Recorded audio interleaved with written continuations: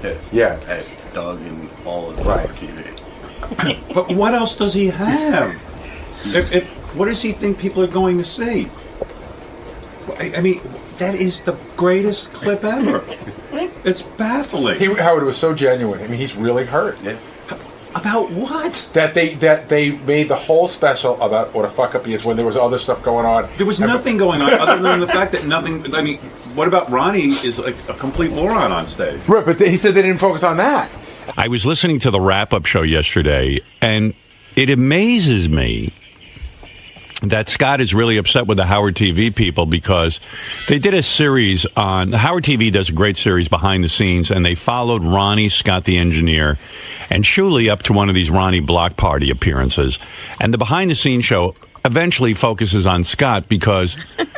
Scott doesn't do anything at these appearances, which is funny, which is the whole reason he's funny. He never knows why he's funny. No, and then so now he's like, I'm really angry with everyone at Howard TV because you have to hear this rap because they focused on me and it was very negative about. But what else would you focus? He's so silly. It's the reason he's funny, and it was very negative. Like You're out of somebody your should mind. turn him into a positive person. Yeah. When they're filming him. I can't believe they couldn't find anything else funny to cut. I mean, Scott.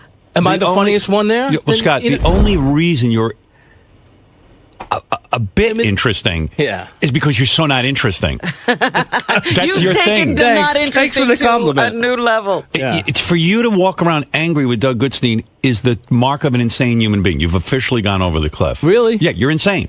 You're insane. Well, behind the scenes was supposed to be about Ronnie's block party. You'll never be at a block party unless there's something about you. Like you can't do stand-up. You can't do singing. You can't dance. You're standing on the stage doing nothing. Nothing. You do nothing on stage. And that is the only thing that's funny, that you think that you're doing something. What do you think you're doing? It doesn't have to turn into a bash, for sure it 45 does. minutes of bashing Scott. But what else would it be? How else are you going to get gigs? There's other people involved. I'm not the headliner. Shuli's the headliner. But the fact But you're that hidden star, the breakout star. Yeah, Shuli goes up and does a stand-up. Yeah, he does. And it's fine. It's funny. You go up and do nothing. That's fascinating. There's lots of guys who go up on stage and do stand-up. Yes. There's no one like you in America who actually goes up on stage and demands to be paid and then even gets angry when he's not paid fast enough. Takes a lot of talent. Yeah, I mean, you have absolutely no talent. You have no reason to be on stage. And there you are on stage. If that should be a 10-hour behind-the-scenes Howard TV. They went too easy on you. No, really. They did. No, I don't think so. Well, that's why you're funny. Okay. And I'll never be able to explain it to you. You don't even see it. You got to hear this guy. I want to see the show. I forgot that it had gone up, and I didn't get to look at it yet. You made a big mistake. Well, you were part of the bashing, so... Oh, was she? Of course. What, my laugh? No. What did I say? They interviewed you, and you said, Oh, yeah. She wasn't bashed. She was part of the bashing. Yeah. Right. I know. She was very funny. She started to laugh when she heard about you on stage. It was the best part of the special. I mean, listen to this guy. It's unbelievable. Well, first, Ronnie spends a lot of time with Scott the engineer. He loves it. Yeah. And they said to Ronnie, be honest. John Heiner Gary said, be honest. Is Scott fun to be with? And it threw Ronnie. He had no answer. Right. I mean, he couldn't. He couldn't say yes. Because there's no way Scott's fun. Well, of course I'm not fun. No. I mean, I'm not the life of the party, obviously. No. Life of the party. is questionable. If you're alive. You're barely alive. Thanks. Here, listen to this. I spent the whole weekend with Scott before Thanksgiving. But you guys used to hang around a lot. Yeah. So you've always been sort of friendly. Yeah. Is Scott fun to hang out with? Be honest. I'm going to sound like him. No, it was fun. I mean, he's got. It doesn't sound like it was a very good time, Ron. No. Don't put words in my mouth, dude. We had a great time. He was so flummoxed by that question. Yes. Is Scott... Nobody ever asked me if it was fun. He never thought about it before. He just goes with Scott. And then Scott comes in and he's upset at Howard TV. And I went, this guy has flipped his lid. Well, you're delusional. You need to be locked in a mental institution. You're crazy. What is it you think is going on at those comedy clubs when you show up? Well, what do you think is going on? I'm not supposed to be Go the ahead. center of attention. Right. I'm a side act. But you're whatever. I'm a act, side asshole. You're a side no act. Well, You do nothing. It was never. That's what's fascinating. The point was and then never, you're upset when people point it out. No, the point was never to have me do a lot anyway to begin with. But you're getting paid to show up. I'm getting paid to be there and to do what? To help. To entertain people. And you get up and you do nothing. And then you're surprised when someone comments on it. That's why people will continue to go to see you. They want to see you do nothing. And sit there with a big smile on your face and demand to get paid. Yeah, well, okay. Well, I have demands. Where's my room? And first I need to eat, I mean, I want my parking comped. Yeah. You're the go-to guy people fuck around with. But they may use it as a joke, but it might not be real. In your mind, how much of it is real? A lot of it's real. I mean, it's a perfect example. They just ran a special on Howard TV about the Ronnie Block Party. Mm-hmm. So 90% of that Ronnie Block Party was not Ronnie Block Party. It was Bash and Scott. That's right. Seriously, that hurt me because it was supposed to be about Ronnie's Block Party and behind the scenes, but literally 90% of it was Scott's a fuck up. So who was doing the bashing? Yeah, who was bashing? Everybody. They interviewed the guests, the people that came, Ronnie, Shuli, the producer, Lee. So do you feel that anybody they could find? Do you feel that what they did is unfair? That and was you're not that person. I get it. I'm not. I'm not an exciting person. That's the life of the party, obviously. So hey, whatever. If they don't want to hang out with me, fine. That's fine. I mean, I'm not. I don't get crazy about it. He's nuts. They're missing out, not me. Oh, what are they missing out on? On the fun that is Scott. Mr. Wonderful. Yeah. I heard If your life gets too exciting and you need to come down a little, you hang out with me. I hear you're really angry with Doug Goodstein and the whole Howard TV crew. That's hysterical. Listen, why? Because tell me more about that. How would you demonstrate that? I felt that was piling on. Okay. Yeah. How did you demonstrate that? Are you not talking to them? No, I'm fine. No, you shouldn't talk to them. You should be really angry with them. Well, take yourself away, like you said. Yeah. It'll be their loss. Yeah. You ought to. I'm talking to them. I'm not. I was upset at it. You're insane. I want you to know that. You do nothing at a gig, and you're shocked that people want to talk about that. Now, here's the group of people. They have to put together a TV show of Ronnie's Block Party. They're looking around at what's going on, Scott, and they notice you. Scott yelled at Howard TV producer Keith. That guy Keith. I didn't yell at him. Yes, I heard you. You really yelled at him. Didn't yell. But I'm just trying to point out to Scott that he was the most interesting thing. Yeah. When they were filming, that's what they do. They have to tell a story. What's more interesting than Scott's? Go ahead, Keith. I didn't yell at you. I came in and they said, "Oh, there's another culprit." I mean, because you were part of the gang on me. The bashing. I didn't yell at you. First off, it's not a gang on you. It's we point and shoot. You do what you do.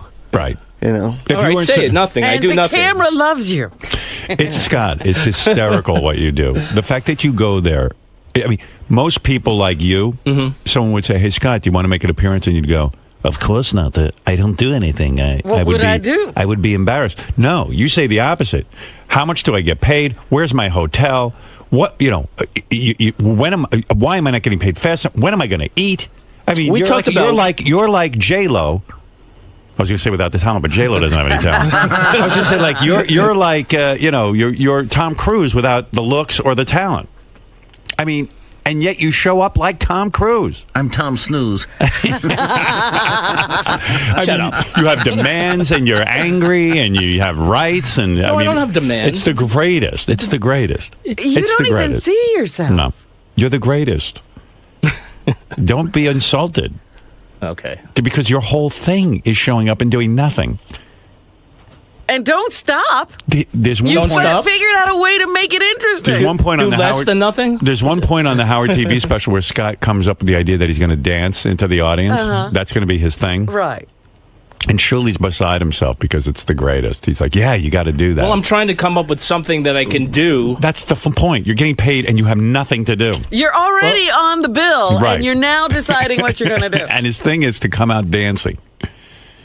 Well, dancing with the boars. Do you realize how funny this is? This is a wild thing. Dancing with the boars. Yeah. This is an incredible thing that's happening on the show. Of course we focus on it. And if we didn't focus on it, you wouldn't be asked to go anywhere. It's incredible. You're not a superstar. The reason people are willing to pay to see you is because you're not a superstar, and we goof on you. Otherwise, you got nothing. If we ignore you, like the rest of the world, we start just saying nice things about you, you're done. Okay. Now go back there and wait for more insulting things to be thrown at you and be glad about it. Thank you. I can't believe I have to explain that to you. Oh, it's so funny. No, I get it. I've been here a long time, and I get the idea. But nobody else is supposed to actually Scott, point it out. The greatest accomplishment in my career is making you famous so that people care about you. And you have. Yeah. It's remarkable that anyone would pay. Like, that's why Robin was laughing. When she heard someone paid $35 to go backstage They're and not coming meet you. to see me. Well, they're coming alone. to see you and Ronnie. Yeah, okay. Two of the biggest bores on the planet. No, they're coming. It's not just. Ronnie's been going around now and doing red carpet interviews because some maniac wants to give him a talk show. Right. And, I mean, it's unbelievable. Another guy with nothing interesting to say is out there on the red carpet. It's a phenomena. None. Phenomenon. That's this show, and that's you and Robin, and you know. Right. Yeah. So be grateful. I am grateful. Be shocked. But I be thought amazed. it just went over the top a little. Find it as funny as I do. Over the top. Be happy someone paid attention to you. Okay. Go back there and be happy and smile. All right. Tell Keith you love him. Thank you. All right. I love Keith. Beg him to keep the camera on you. You made extra money. Now get out. What a maniac. I'm listening to this thing. I go, this guy's insane. Oh, he's just upset. amazing. He's upset. Now he demands to be treated better. If you don't want to be upset, don't go do these gigs. How could you actually think that you wouldn't wind up the star of the show? You're at a comedy club or whatever it is, and you do nothing. I wonder what Scott thinks Howard TV should have covered at the block party. Like, what would he like to have seen covered? Well, Shuli did the stand-up, and I'm not the star. Oh, you're the star, all right. I guess explain to me he's not the star. I mean, why? Let me just go there in peace. If Howard TV didn't cover this, then why would anyone go see him? What is he? You know what? I could spend 4 hours on this. Just analyzing how he's thinking about this. Is crazy. He wants to go there and be treated like a star and have no one goof on him. I mean, people are actually paying extra just to meet him. Right. Him. I avoid him in the hall. And I never step foot into his studio unless I have to record a commercial. And there are people willing to pay $35 to stare at him. I mean, think about that. A guy I'm trying to avoid. It's unbelievable. And he's more interested in eating. Yeah. Oh, and then it's like, well, look, I do have to eat. And he's like drying his hands off from the grease while he's shaking the $35 customers off. Right. It's unbelievable. If you get to meet him, it's not like nothing else. It's worth $50, trust me. He should up his price. Ay. Why were they focused on me? Mm-hmm. I mean, why would you do a special on me? Where's my dinner? Where's my room? Where's my talent? Yeah, that's the best when he's like, I do have to eat. I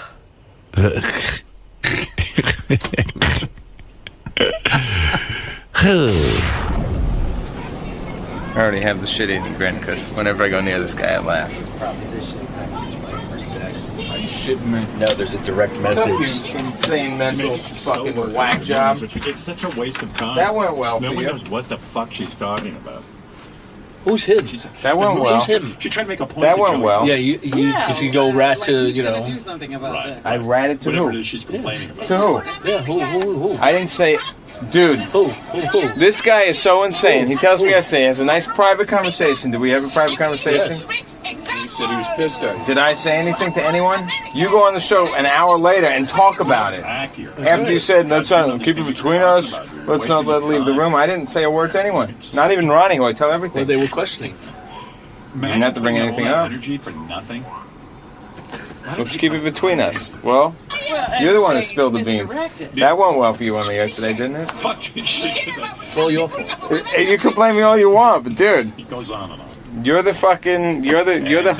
catalyst I'm of the everything asshole. that happened, not the asshole. I don't call people It's assholes. funny how you came in here with a camera guy. Of course. Is he just following you around? That's what he's doing. That's the job. Do you not know the They show? don't follow you around. No. Do you not know the show?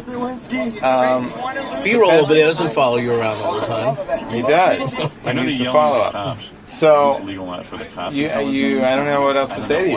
But they seem to be I mean, I think you get it. practicing the law. There's not much to Everybody's say. a lawyer. Yeah, That's what I said to you yesterday. Howard repeated it. I didn't say a word to Howard. I didn't tell anyone. Whenever they see a cop, they start Just keep spouting following the me law. around to block parties. You know, now We will. We're gonna follow you on the West Coast. Of course we We're will. not going to Right. the West Coast. You're tasing Yes, it, you right? are. It's You're illegal. going to Seattle. You're going to Portland. You're going to We are? LA. You're going to fucking San Diego. And we're going to be there. And we're going to follow it. And not going to change a thing. Ronnie, how do you feel about Scott as a performer during these block parties? Do you think he's asking too much or for too much or being a little greedy, the fact that he's even involved in these shows? Why would he be greedy and Well, involved? sort of what Howard was alluding to, the fact that people would pay $35 to meet. This whole with him. idea was his. No, that wasn't my idea. This whole block party thing was his. No. He wanted to make money. This was all his idea. That's not true. Yes, it is. I didn't, You were the one who came up with the idea. Let's go on the road. I didn't have block party. I was going to host, and all of a sudden there was the Ronnie's block party. Well, that's Shuley. Well, you know. I wasn't That's my idea to have goddamn a Shuley. fucking That's block not party. me. Well, you wanted to make money and go on the road, right or wrong? I wanted to make money. I didn't say go on the road. Oh, well, how you was it gonna, the money was going to come here and they were going to drop it in your lap? Yes. No, that Doing didn't. nothing. That didn't They do happen. nothing. That didn't happen. So we went on the road instead. Scott wanted the money to come here and fall into his lap, I guess. Is Scott's But it didn't work that way. Just keep making up shit. I'm not making up anything. This was all your idea to make money, correct? No, it wasn't all my idea. That's what Shuley told me right from the beginning. It wasn't all my idea. Well, dude, I'm just telling you, I'm not lying. I'm telling you what Shuley told me. That this was your idea from the beginning to let's get some comedy shows going. Right or wrong? Right or wrong? Talking to me? Yes. Wrong. All right, well, then you have to take this up with Shuley because this is what I was told. And I said, cool, I'm in. You know, let's see what happens. So, do I think he's greedy? How could I think he's greedy when I was under the impression this was his idea? Well, Howard seems to think he's delusional. Well, that's Howard's opinion. That's not my opinion. Well, that's why I'm asking your opinion. Hey, I'm just as fucked up as he is. I'm not saying that I'm great at this. But you know what? We're doing our thing. On the other hand, is Scott justified in feeling resentment towards Howard TV? I don't give a fuck about Howard TV either, to be honest with you. I don't give a shit about you guys. You don't care about me. You stick it up my ass all the time also. Who gives a fuck about you? All of you guys. Well, you're asking about us. You're all about asking... that Fenimore motherfucker out there in the hall and all you guys, man. I was asking about Scott's resentment towards us. Who gives a shit about you guys? Howard TV is all about sticking people under the bus. That's what it's all about. It comes from the leader. The leader, Doug Pander-eyed Goodstein. Pander-eyed? That's right. There have been several moments over the past year or so where you vented or expressed displeasure with Doug Goodstein. No shit. Yeah, I'm 16. Is this all about your... I'm only telling him what you tell me about your boss. They would come out of the inkwell too, right? They would do the inkwell. No, for real. Why are you so upset at him? Just because he's the head of the class? He should be... He runs the operation. He's in charge. He's the head honcho. He likes to throw people under the bus. He has to pay for it sometimes. Yeah, and then there's Greg Carmel. Whoa. Stop the clock. Don't bring me into this. Another bus driver. What did I do? He drives automatic and stick, this guy. He's a regular bus driver. He loves stick. I know. Throws people under the goddamn bus. Seen him in Vegas. He's right here, my dear. So. No, but I've seen you react this way towards Doug several times. Do you think you're too harsh on him? Do you think all of your ire gets directed towards him and it's not justified? No, I think that I've given Howard TV plenty of content over the years, and they can treat me sometimes with a little, respect. Respect. That's right. I demand respect. God damn it. I demand it. Okay, all right. Do you think you'll step back from this in a few weeks and the holidays are rolling around? No, he'll never step back. You'll see Doug. You'll give him a handshake. You guys will share a drink or something. I'm not mad at Doug. I just had to talk with him and we're fine. I'm mad with you. You don't get that camera on my face. I told you not to use the tape.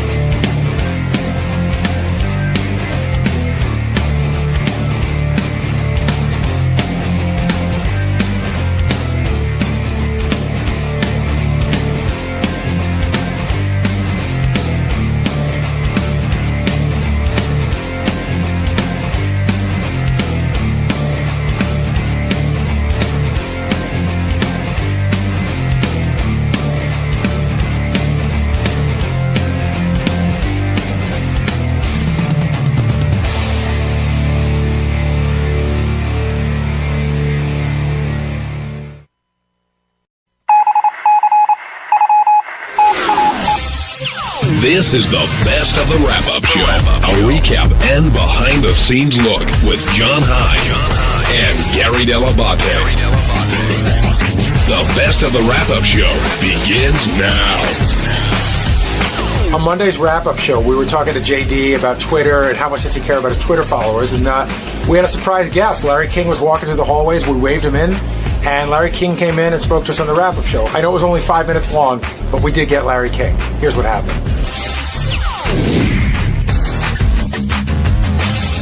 JD, I want to talk about this I don't know if it's jealousy, envy, I don't know what it is with Twitter. We talked about it last week a little bit on wrap-up, but you care almost too much about Twitter. And I know it bothers you when people from the show get on and suddenly they've got a ton of followers without doing any work, so to speak. Well, I don't know about that, but no, it's not a huge bother. It's a bother to him because he made a statement on the air this morning that really, obviously, it really bothers him because whatchamacallit, he said about me being verified.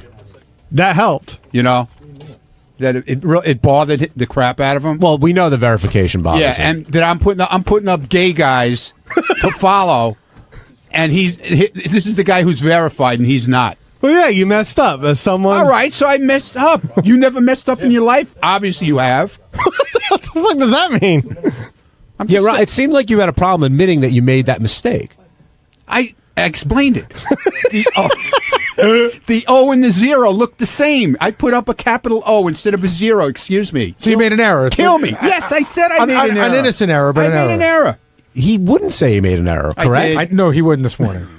Well, it was an O instead. Right, but that's your error. Even though you didn't do it on purpose. I didn't do it on purpose. But it's an error. It looked the same to me. That's all I know. But JD, and the chick that I put up didn't have a beard, believe me. But JD, I think you're lying. I know it bothers you if people get more Twitter followers than you do. You know what? I like to. I don't know. I like to express myself sometimes, whether it's being funny or putting stuff out there that I think is interesting. So yeah, I would like for more people to be interested in that. But if more people are interested in reading Ronnie's misspellings and tweeting guys instead of girls, dude, a lot of stuff you put up doesn't make sense either. You put a lot of stupid shit up. I'm not really tweeting for you either. But you put a lot of stupid shit up. I'm not really tweeting for you either, dummy. All right, I gotta go, and we're having somebody else. I got a guest. Larry, come on over to this microphone. Larry King stopped by. How you doing, Larry? Come right over to this microphone. Wow. How many hosts? Just two hosts. Just us. And a lot of Don't guests. worry, I'm leaving. That's Howard's limo driver, who's also got 100-something thousand Twitter followers. Oh. He only has 80-something thousand. So, Larry. How is Howard? He's good. How come you never come by and do the show? I'm never asked. How's his interpreter? He's good. We'd always love to have you on the show. How we do, Howard? I've got nothing against Howard. Good. We'd love to have you. What are you promoting? Oh, I'm doing a comedy tour. Stand-up comedy? Yeah. I've always done conventions and things, and now when I kind of semi-retired, am I on? Because I don't hear myself. Yeah, you're on. Oh, I see. Oh, that's a high. Oh, yeah. Hold on. Let me just talk for a while. How many cities you doing? Oh, I got a list here. I'm doing. I start this Saturday in Borgata in Atlantic City, and then the Wilbur in Boston, and then Biloxi, Reno, Las Vegas, Chandler, Arizona, Reykjavik, Iceland, Stockholm, Sweden, Bergen, Norway. Are you really going to Reykjavik? Yeah. Wow. Copenhagen, Munich, London, Morristown, New Jersey, Westbury Music Theater, Ottawa, Toronto, Santa Rosa, California, Newport News, Virginia, Tampa, Naples, West Palm Beach. And when you stopped doing the CNN show, did you know you were going to do stand-up? Did you want to do something, or did you think you were done? My nephew is Scott Zeiger. He's a big Broadway producer, and he's often seen me speak at conventions, and he says, geez, you're funny. Why don't we put together where you do stand-up? And they worked on this show. We got a producer and everything, and I go on stage. It's about 80 minutes of stories. It's all funny. I don't do anything serious. But last Thursday, I was in Portugal. I spoke at a big conference. I just did funny stuff. But is it more like a stand-up comedy show? Is it more like stories of your life and you're funny? Correct. It's stories of my life. If there's a similar thing, it would be like Billy Crystal's 700 Sundays. I get up, stories of childhood, stories of broadcasting off the air, on the air, stories of family, stories, funny stories. So after many years broadcasting, you finally decided to give it up. Yeah. Howard's been doing it forever. Do you think Howard will continue to do it? And I remember when Howard was in Washington. How old is Howard now? 57 years old. So he's been in how long? He's been doing this at least 34 years, something like that. Okay. I started in 57. How many years is that? 54 years. Right. That's a lot of years. So I'm 77. Do you think he'll tire When of I it? was 57, I never thought I'd leave. 57. Right. Do you miss it? I got ties older than that. Do you miss it? I miss it when there's a story like Osama bin Laden is killed, and I miss it when tragedy happens in Japan. But I don't miss it when a prince is getting married. Who cares? I don't. The Kardashians, I could do without. You know how I describe it. I got mixed emotions. I feel I want to do it so bad one day, and then one day I don't miss it at all. It's like watching your mother-in-law go over the cliff in your new car. Are you keeping tabs on how Piers is doing over there? I watch Piers occasionally. He's okay. I think I like Piers. It's very different from me, and actually, it's hard. I'm a poor judge of it because I try. It's hard to be objective. All right. Unfortunately, we got to wrap up today's wrap-up That's show. it. That's the wrap-up. That's it. We're done. We're out. So all of you are like Howard Sternites, right? Yes. You follow him. Yep. We do. He's your We leader. work for him. Goodbye. Thank you, Larry. All right, on Tuesday's wrap-up show, you're going to hear about how Benji thinks I'm always picking on him, how I treat him like shit, how I'm always on his back, like a little crybaby. You know what? He's an asshole. Everybody thinks he's fucking nuts around here. Check it out and you'll see.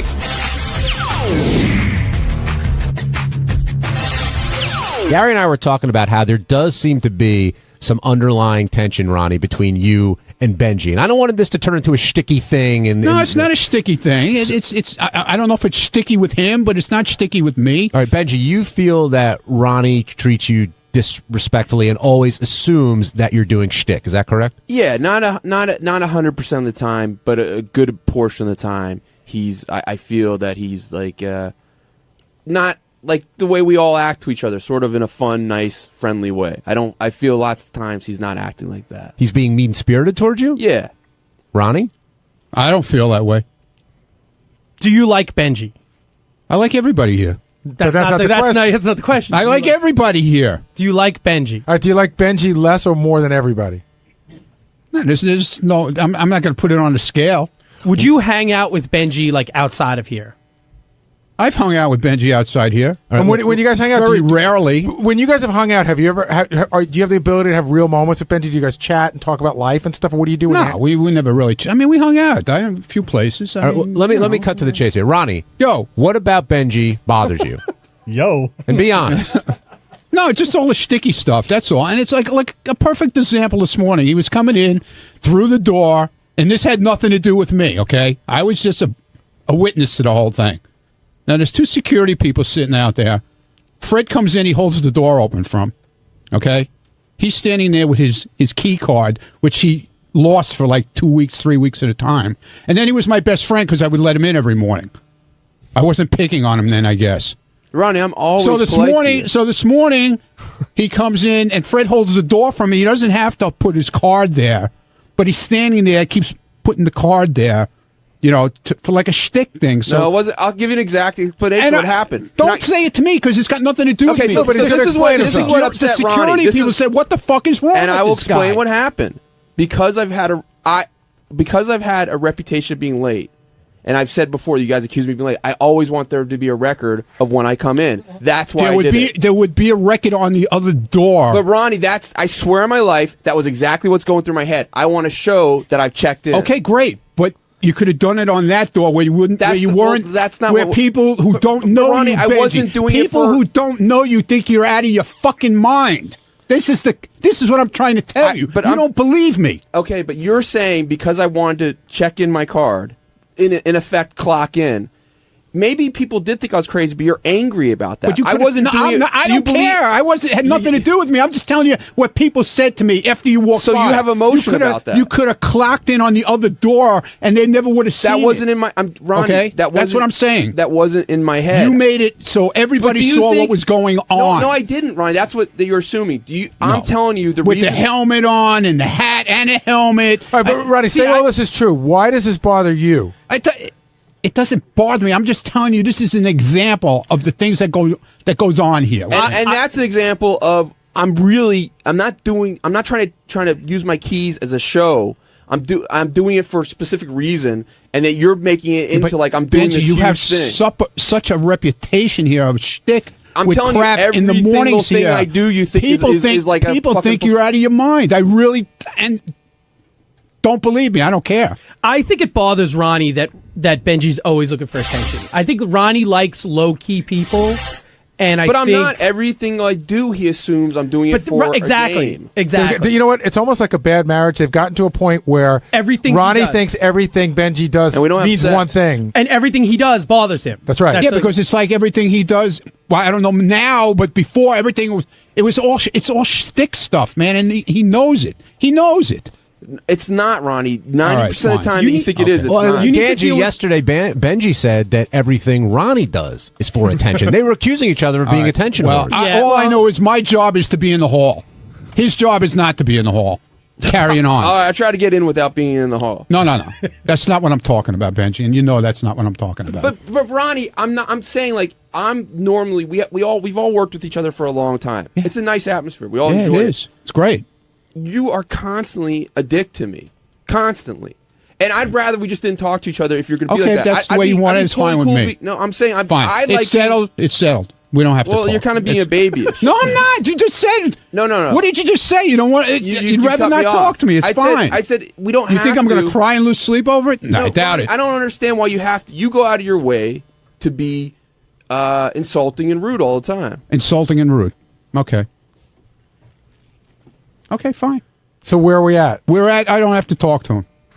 All right. That's where we're at. What's an example of Ronnie being insulting and rude? Going out of his way to do so. He's always like yelling at me, like when I'm just like I said, walking to the bathroom or something. He's like, "Oh, why you have to do? Why you have to like?" I will try to. If you want me to, I'll keep track of it from the future. Like he comments on your moves. It's only I yell at you for no reason. Well, None I'll give at you an all. example. Like you're yelling at me today about using my key card because you thought I didn't yell at you. I'm just telling you what people presume of you, pal. That they think you're out of your fucking mind. That's the reputation you have here with everybody in this lobby in the morning. I'm sure you help it a lot. No, I don't. I don't have to. You were yelling at me this morning when I was trying to use my key card. Yes, you were, Benji, Ronnie. I didn't say a freaking You word to absolutely you did. this morning. You absolutely First of all, I wasn't even there. I was walking out And as you were started coming yelling in. at me. No, I didn't. Yeah, you did. No, I didn't. Oh, maybe there's a video. No, of I it. didn't. You absolutely did. Oh, I so did. Now you don't have to worry about me yelling at you. Why? Believe me, because I won't fucking say another word. You're dead. You're not even there. Wait, now you're threatening not to yell at me? You're an idiot. See what I mean? I didn't even talk to you this morning at that door. Yeah, you did. No, I didn't. All right. I didn't say a friggin' word to you. Gary, it almost sounds like Ronnie's looking out for Benji in a way. He's saying, like, this is what everybody else is saying about you. Please, when that whole thing went down with Howard was going to fire him, yeah, I was there every morning waiting at that door to make sure he got in there in time. to look out for me? Stupid ass. Ronnie, why? Listen, the thing is, like, I really do like Ronnie. Do you believe that I like you? No. I really do. No, I don't. I really do. No, I don't believe I have genuine affection No, towards you you as don't. a person. No, you don't. I swear on my No, you life. don't. No, you don't. I do like No, you. you don't. Why don't you think he likes you, Ron? Just all the shit that goes on. He accuses me of being mean to him, which is total bullshit. All right, well, you guys the only see- time I'm fucking at him is when he's pulling shit and shtick in the hallway. But you- okay, that he says this is what he gets paid to do. Well, that's fine. I never say that. I never knew that. That I got paid? I guess, yeah. What I do. Okay, I'm glad you get paid to do it. From now on, I won't say a word to you because I didn't realize that you're on camera 24/7. But I'm and that everything not, that Ronnie. you do I'm really not. is I mean, being listen, filmed for in Ronnie, demand. you joke okay? around in the halls a lot more than I do. Because that's where I am all the time. You're in the show. I'm not. but I'm Ronnie, outside. but 90% That's where I of the time, I'm hang. just walking- You hang in I'm there. walking I to the hang out bathroom. there. That's my area. your areas that you And I'll see. give an example. You usually are yelling like this. I'm talking about what's going on. You asked me, I'm answering.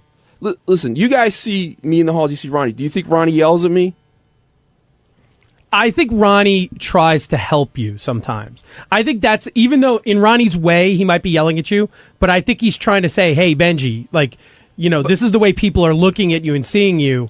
Maybe you should as a not psychopath. do this. You're saying Ronnie's giving Benji tough love? Yeah, like tough love. That's the way Ronnie is. I mean, I think I think ultimately he's trying to help Benji. 90% of the people here, I think I have a good relationship with Ronnie. I didn't say I didn't have a good relationship with you, dude. You're the one who's putting it all out there that I don't like you, that I'm on your back all the time. Maybe I'm on, like you said, maybe I'm on your back because I don't want to see you in trouble all the time. Because you used to be in trouble constantly with Howard, and you'd sit there and you'd pull the same shit like you're pulling on me now. That he doesn't like you, that he's talking down to you, all kinds of crap like that. But I don't like to be. I don't listen. You don't like authority. That's your problem. There might be some truth to that, but I don't like you constantly. You don't like authority, and that's my fucking hallway. I'm sorry. And when you act like an idiot there, I'm going to tell you about it. Right. If you don't like it, it's too bad. I'm sorry.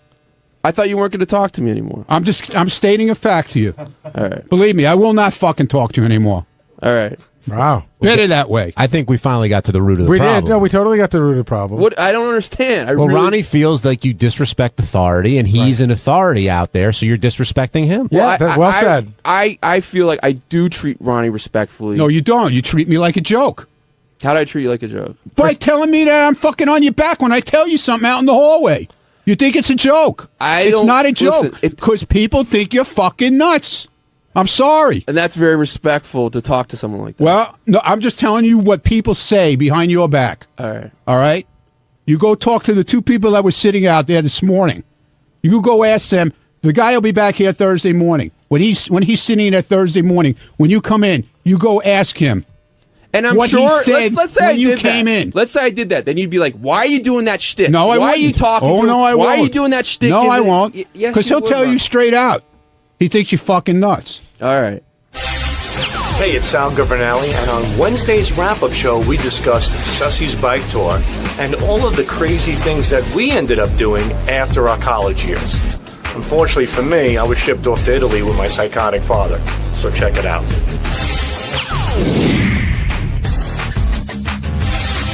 Another thing that got under Howard's skin on today's show was his update on Sussy and what's going on with his bike riding. I guess he hit a couple of bars down in wherever his path is taking him. And Howard got caught up in going, backpacking or taking a year off after you went to school. I mean, he feels like put on the suit, go do the interviews, get to work. Where do you stand on that? And I want to know where everybody stands on that, because some guys, I'm sure, took some time off after school. Yeah, I don't agree with Howard completely. I agree with him some. I guess I took a month off right after college and did like one step up from backpacking. We didn't backpack, but we sort of went to these youth hostels, and we were on a trip. I was in Italy for like 4 weeks. I was back by a week after 4th of July. And, hitting the pavement looking for jobs after that. So I thought that was an amazing experience. And I think that everybody should do that, because you are going to work for the rest of your life. And I didn't feel like a month put me behind everyone else. A year, I think, puts you in a weird disadvantage. I think it does put you a little bit behind everywhere else. And I think that a lot of prospective employers would say, well, what were you, if somebody went in for a job and you had them and they said, well, so what have you been doing for the last year? And they said backpacking across Europe. My first think would be like, oh my God, what a great life. So I think doing it for a short time where it doesn't make that big a difference, but a year is a long time. And Sussy doing it when he's in the middle of a career, I think on one hand it's brave, and on the other hand, I would never have the balls to do it. Did you ever feel guilty that you took the trip? Because, Never. I mean, your folks paid for it or whatever other reason it might be? No, I never felt guilty about it at all. And like I said, I never felt it interrupted what I was going to do anyway. I think most of my friends that graduated from college, I don't think any of them were out the next day looking for a job. I think a lot of them were like, you know what, let me decompress for a month and then I'll get my shit together and start looking for a job. What did you do after school ended, Sal? Well, he never finished. My father shipped us to Italy first. We moved us there. And but wait a second. What school did you go to? Sachem. Oh, that's high school. Right. I went to Suffolk Community College as well. Right. For a little bit, And after I graduated high school, my father shipped us off to Italy. He was convinced that we were going to live in Italy. That was a complete disaster. How long did you live in Italy for? I stayed there for 2 months. They stayed for 2 years. I got on a plane right after the summer. Wait, so you just came back without your family? Yeah, all by And where'd you myself. stay? My grandma's house, on a cot, sleeping next to my grandmother. And what'd you tell your family? This sucks? Yeah. I said, that's it. I'm out. I'm done. I had a mental breakdown and I left. By the way, if we get a chance, we should put up on the website. There's a picture of Sal when he was in Italy in a Speedo. That is and really ridiculously small Speedo. Great photo. Yeah, I used to walk down the beach and look for long rocks that looked like hard dicks, and I used to put them in my Speedo, and I would walk over people and stuff. It was great. Well, why did you have an emotional breakdown over there? Because it was horrible. I mean, I was out here. I'm out here having a great time, drinking underage. I'm getting laid in Burger King parking lots. I go out there. You have women with their hair sprouting out of their fucking underarms like they're growing potatoes in there. And I finally picked up a girl. I remember sitting her on a bench, and I tried to kiss her, and she goes, "No, you have to meet my parents first." And that was it. I'm like, I'm getting the fuck out of here. I'm getting a ticket. I'm getting on the next plane. I'm out of this dump. Forget it. And all these Italians out there, there's a difference between Italian Americans and Italian Italians. They have this uptight attitude. They just look down at us. It was just, where are you from? America. And the first thing they would always say to me is like, you know where America is? America is here. And I was always like, what the fuck are you talking about? And that always used to piss me off. They were trying to say like, this is the true America. This is the true land of the free and whatever. And one night I got really drunk, and some guy said to me, he goes, he said in Italian, "Where are you from?" And I said, "From America." He said, "America's here." And I go, "You know what? If America's here, what the fuck is Italy? I'll tell you where it is. It's in a shit house." And this guy grabbed me, and I was running around this table, and I took off, and I couldn't wait to leave Italy. I couldn't. It was so horrible out there. Sal, making friends on all continents. And my dad goes to my sisters, you got to marry an Italian man, blah, blah, blah. You're not going to marry an American. You're not going to be a tramp. You're not going to be a whore. They went over there. It was like a smorgasbord of cock for them. It's like, oh. And I'm like, Dad, are you exactly sure you want our sisters here with all these guys with their dicks swinging around, looking at Nina and Angela and Melissa that way? And he kind of agreed with me, but didn't agree with me. Weren't you the guy stuffing his Speedo with rocks, though? For fun. I had nothing else to do. So in other words, you were trying to bang, and you were depressed, but you didn't want anybody to bang your sisters. Exactly. And the only girl that I got, well, whatever they want to do is fine. I just put on the blinders and forget about it. Everybody's a whore but my sisters. So and your mother. Yeah, right. And I was just trying to make the best of things. I mean, it was just the only girl. I would do is I would walk. This guy from John from England and we would be on the beach and we would step over people and we'd say, "Oh, I'd like to fuck her in the ass. Oh, I'd like to tweak her nipples," because they were Italian. They didn't understand us. So finally, I said to one girl, I go, "Oh my God, I would just love to slap my dick on her forehead." And she goes, "Excuse me?" And she was from New Jersey. And guess what? I hooked up with her. Nice. So, and that was the only piece of American ass that I was able to get, and that's why I got the fuck out of that country. Hey, John, what did you do after college? I went across the country in a comedy troupe. I lived in a van for a year. For a year? Yes. Do you regret that? No. Great experience? Absolutely. But to Howard's point, paid for everything. We made enough money to survive out on the road, and it was well worth doing. Then afterwards, I went to work for an ad agency and did the whole. But do you think that kept you behind your peers from college, that you waited a year? No. They were a year ahead of you? No, I thought it was the time to do it, and I fortunately had the opportunity to do it and the means to do it, and didn't make any money, didn't lose any money, was able to live that way. But I didn't have a wife, kids, like the things that Sussy's giving up. I didn't have that to worry about. And yeah, it was like one of the best times of my life. Absolutely. How about you, Benji? Similar to you guys, but I took like 15 years off after college. And what did you do when you graduated Penn State? When I graduated Penn State, I stayed up there for a while. And did what? Well, actually, I left at first, but I went back to my parents, and I broke up with a girl, and I thought it was gonna be so easy. Like I didn't. It was my first like real breakup, and I just thought it was like no big deal. But I got devastated, and I moved back up there, and we got back together. But then I guess were you looking for work right away, or not necessarily? Well, when I went back up there, I worked at a radio station. Well, there you go. Well, if you're fortunate enough to go to college and spend 4 years up there, it's a great time, and it's very hard to leave that great time, and the friends you make and whatever else you're doing. if you can afford to do it. I mean, that's really what it comes down to. And a lot of people go out and work right away. A lot of people get the experience that you had. You had your Italy experience. Sal had his Italy experience. A bit different, but still, I'm sure you guys don't regret it. My experience was so great too because all my parents, as a graduation gift, paid for the plane ticket, which I think was $700, and it was an exchange program with college. So we didn't have to pay for hotels or anything. And then I had a graduation party, took all that money, and that's what I paid for food and drink.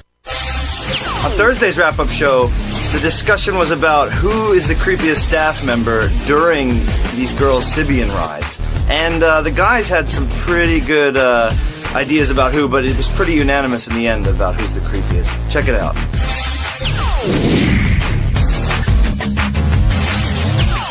Joe in Carolina, you're on the wrap-up show. Hey, guys. Hey, I wanted to ask all the fellas, who is the creepiest acting staffer when the Sibian is rolled out? And I've got a definitive opinion. I have one too, but I'm not going to say yet. So this is what I would say. When Will and I and whoever's from TV are doing it, I think that for the most part we're fairly as professional as you can be. Yeah. So I really don't think any of us are in that. I think out of the corner of my eye, once in a while, I see drool and big eyes coming from Benji. That's my vote. That is my total vote. There's something really creepy about that. And I'm not trying to knock Benji. I like him. But anytime anything sexual is occurring in the studio, it's like it goes way over the top. I mean, like Ronnie's a horny guy, but, he maintains some sort of cool How dare you say demeanor. anything bad about my friend Benji? Come on. But I'm telling you, when a hot woman is in the studio, he gets this move. And I can't describe it aptly on the air, but anyway, can. He gets up and he gets this rocking thing. And he looks like he's just about to jump over the console and reenact the pinball machine scene from that movie with Jodie Foster. It is super, super creepy. Sir, what's your Joe? Who did you have in mind? Well, actually, just based on all the rides, Gary, I'm sorry, I thought that you were the creepiest until Will was just asked the same question you were, and Will is talking about smells and looking for. Well, liquid. he's like those guys on CSI. He's just describing the crime scene. That's all. I've never gotten a whiff, by the way. That was a new one for me, and I don't look at the. Wait, listen. There was a period of time. You want to talk about creepy, where we would peel those things off the Sibian, and Sal would take a picture, jokingly licking them. Wasn't there one guy actually taking them off and putting them in a plastic bag and taking them home with them? Really? I don't know. I don't know why that thought went through my brain. I don't know. I don't think so. Maybe not. I don't think maybe so. Not. Maybe it was a nasty rumor. But Sal would always be running around with them outside. I go, get that fucking thing away from me. Gary, you're great to watch on camera. Why? When you're running the Sibian. Wait, because I gotta the way you take it so serious. When he's like Werner von Braun. Yeah, he's watching the V2 and rockets go off. as he's turning it up, he's watching the girl's face to see if she's reacting. And I'm watching Howard watching too. her body and everything, and then all of a sudden he'll stare at her some more, and he'll turn it up some more. You can't turn it up too it's fast, great. too quick. Ronnie, who do you think the creepiest is during that? I can't say, man. Say it. He'll say I'm against him.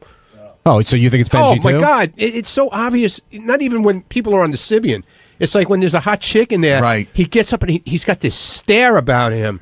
It's almost scary. And he comes out and he'll do the same thing. He'll come outside and stare into the green room also after they come out of the studio. Now, do you think he's doing that because that's how he really feels, or he's doing it because he wants people to notice him being that way? No, I think that's how he feels. I think he's getting a photo in his mind to go home and jerk off to. But he's taking the photo the way they take the photo in the Flintstones. The parrot's in there, hitting on a piece of cement. It takes it's like a Polaroid. It takes 60 seconds to get. Well, you got your answer there, Joe.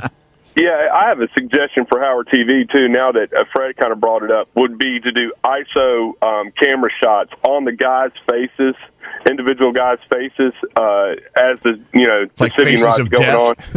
Yeah. That's a funny thing. Imagine if while the thing was on, in the upper right-hand corner, there was 5 split screens Trust me, of Howard, Fred, me, Benji. You But don't who's want looking to. at You don't guys? want to see any of our faces when that shit's going on. Seriously. Well, it's like extra added content. Like if you want to see it, you can watch it. Right. Yeah, Benji's eyes will be rolling back in his head. Oh man, he does. It really is like when you watch the cartoons and the guys are on the desert island and they see somebody. They turn into a hot dog and a hamburger. Right, exactly. They've been starving and they look at the partner that they're on the beach with and they see them as dinner. All right, thank you, Joe. Cassius, you're on the wrap-up show.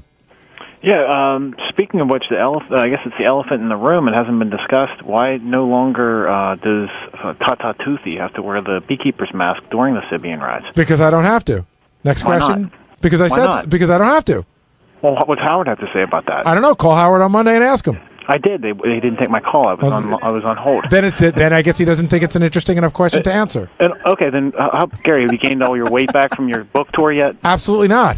Do you still have your Luther Vandross closet at home with all your fat clothes? I don't. I got rid of all the clothes, actually. What, you're going to remain thin? I am. There's a good thing for the tapes team. Why don't we go through the history of Gary's weight?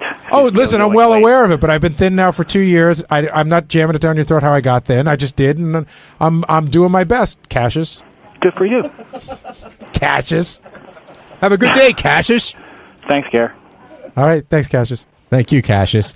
Cassius from Pittsburgh. Andy from Seattle, you're on the wrap-up show.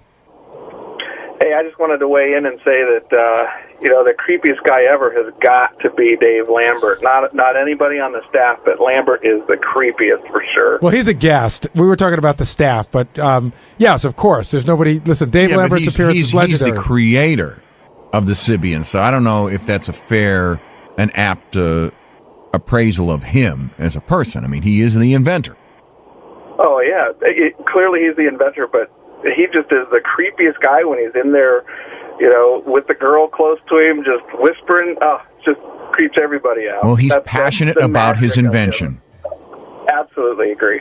All right. Thanks, Andy. Jamie, you're on the wrap-up show.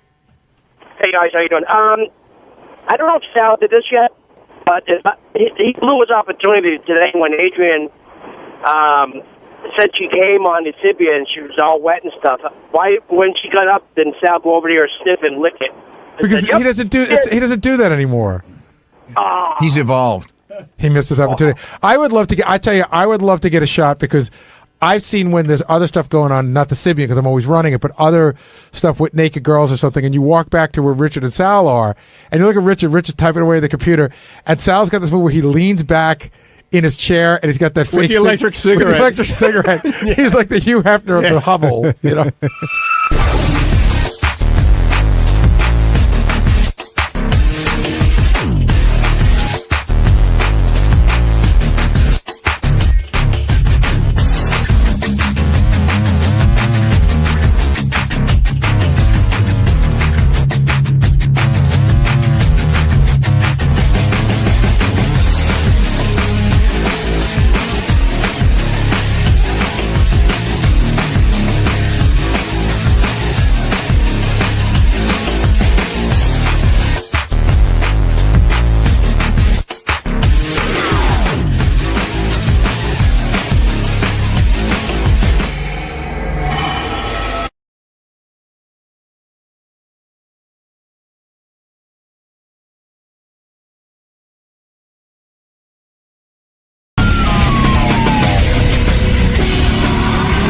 Lisa from the Howard 100 News. Lisa, Yes, what's 1 happening? second, sorry. Go ahead. Ralph Cirella's benefactor Sam Simon is set to compete in the Game Show Network series High Stakes Poker, which will begin filming this weekend in Las Vegas. Although Sam refused to comment when asked by Howard 100 News if he paid for Ralph's flight to Hawaii, Sam doesn't seem to have a problem spending money. The upcoming season of High Stakes features a minimum cash buy-in of $200,000. Oh, my God, Artie, you'd be in heaven. The largest buy-in for an entire run of a TV series, and some players have opted to buy in for as much as $1 million. Wow. Interesting. Bunch of rich guys with their money. I don't know, it's kind of cool when you find a TV show that'll play into your horrible addiction. You know what I mean? Like something, it's great. Hey, look, there's a TV show that feeds into my There's negative my behavior. addiction. It's on TV. Yeah, it's great. Like now, it's like wine connoisseurs are alcoholics mostly, Right. but it just looks Excuse me? classier. You're not a wine connoisseur, by the way. Robin doesn't know anything about wine. She drinks Let it. me say this. I'm trying to learn. You don't know anything. Oh, I didn't say I knew anything. I'm a student. Yeah. She doesn't know anything about wine. She's like me. No, she Here doesn't. Here he goes with I don't know anything. You don't know about wine. Because she hangs out with these people from the Napa Valley, and she wants to be a wine connoisseur, but she's not. And I'm glad Well, how do she's you not. get there, asshole? No, gee. You're not there, and you're not going to be there. It's like, how do you have to study. It doesn't become you. You don't need to be that. I don't want you doing that. I always thought wine connoisseur was another Why word do for I have to be asshole. an asshole? Because I don't want you to be a wine connoisseur. I didn't jump on you and say, why do you practice chess? Why do you have a chess teacher? Yeah, but you're just getting carried away with the wine thing. What do you mean? It's enough. How am I carried away? Because you think, because right away I go, oh, wine connoisseurs, alcoholics, and you go, excuse me, you're not a wine connoisseur. you thought I was attacking you. But the point is, I like wine. Yeah, so do I. So Just don't know what I'm drinking. everybody who likes wine is an alcoholic? No. But wine connoisseurs, it's an excuse to be an alcoholic. But you don't even drink it; you just taste it. Not a connoisseur of wine. An alcoholic is an alcoholic. They get drunk on anything. You taste it, then you spit Then it out. Artie's a heroin connoisseur. Yes, there are different, bodies of heroin, and if you put it in your mouth and squish it around. How do you know I don't know anything about wine? Because I know. I've been out to dinner with you many times. You know as much as I do, which is zero. No, every time we go out, we get a tasting dinner with wine pairings, and we let somebody else pick the wine. Right. All right, anybody know about wine? No. Call in and ask Robin some questions. She doesn't know anything about now, anything. it. Nothing. I know how many twists there are in the cap of a bottle of champagne. How many, what's a Bordeaux? A Bordeaux is a red wine from Bordeaux. Yeah. Name 3 of them. I can't course because I've not. never been to Bordeaux. No, but I you haven't could- studied Bordeaux. Name 3 yet. guys on the Jets. What's that got to do with wine? Well, what is a wine connoisseur then, actually? Just a wine expert, right? So, I could see her being a wine expert. expert. Wines come from. They know the history of the wine. They know the different. They know like a Pinot Noir from Napa Valley is this, or a one from France. Well, you can't see her knowing that? I know No, she something doesn't you know. don't know. She doesn't know about What it. kind of wine, what kind of grapes are grown in Burgundy? Exactly, I don't know. I do. Yeah, because that's the one thing you know. Because I went to Burgundy and I studied the wines. All right, Gary, ask her a question. Now, why does Gary get to ask me? Because he's going to ask you a wine question. I don't know anything about wine. How can I? They're putting together a quiz right now. Oh, here we go. There we go. I have to be tested. Yep. You do? Yes. Leave me alone. I'm not answering any questions. Of course not, because you don't know anything about wine. I didn't say I didn't. I know things. Okay. Sauvignon Blanc. I know things. Sauvignon Blanc is multiple choice. Is it in Bordeaux? Is it in the Loire? Loire. Loire Valley. Is it all the above or none of the above? The Loire Valley. That's funny that I don't know that. I don't know that either. Go ahead. And she doesn't either. Okay, Sauvignon Blanc is found A, in Bordeaux, B, in the Loire, C, all of the above, or D, none of the above. Go ahead, Robin. I don't know Sauvignon Blanc. Okay. Next Okay, question. Chardonnay. Chardonnay is A, a white grape, It's a white Hold- grape. shh. I know it. B, All right, found is in she right? Burgundy. Is it white It's grape? found in Burgundy. It's C, a white all grape. of the above. All of the above. Fucking wrong. It's a white grape. It's not found in Burgundy. It's absolutely every white grape in No. Burgundy is Chardonnay. You're wrong. Absolutely. I've been there. Now That's you not have what to the- remove one item of clothing. No, I've been there. Know this, Howard. So she got it wrong. And Where'd you get that? The Wine Lovers Wine Quiz. I don't care. They're wrong. Repeat the question. Okay, Chardonnay is Go ahead. A, a white grape, B, found in Burgundy, C, all of the above, or D, none of the above. And what is the answer? It's all of the above. According to this, it's a white grape. Let me That's it. show you. This is great. You're all assholes. What do you think Robin knows more about, wine or Jackson Pollock paintings? Or the Jets or Mike and the I Mad never Dog? said I was an art. You said you could. Wait. You I said said I love Jackson Pollock paintings. That's You- all I ever said. you said you could tell the difference between a Jackson I never Pollock did painting that. You guys and said some I crap couldn't. Howard threw at a And then wall. put What me happened? through a stupid She test. picked the wrong one. You're an all assholes because you're lying. Hey, this guy says Robin is right. It's all of the above, guys. Absolutely. This is what they highlighted for me. Yeah, you got it from a fucking asshole paper Next that doesn't question. know what he's talking Next about. question. This is good. You're going. I can't even pronounce some of these words. Go ahead. Go ahead. Give me. I'll ask. Hello, wine Try lover. number 6. Wow. Number 6. All right, I'll try my best. All right. Oh yeah, I can't pronounce that either. Let me see. Let me try. In relation to Robin, in relation to Pauliac, do you know what that is? Pauillac. No. No, I'm gonna forget it. All right. Let's see. All right, here's one. Champagne you were mentioning. A champagne is a white plane. A white plane? Yeah. A region in cognac. All of the above, none of the above. A white what?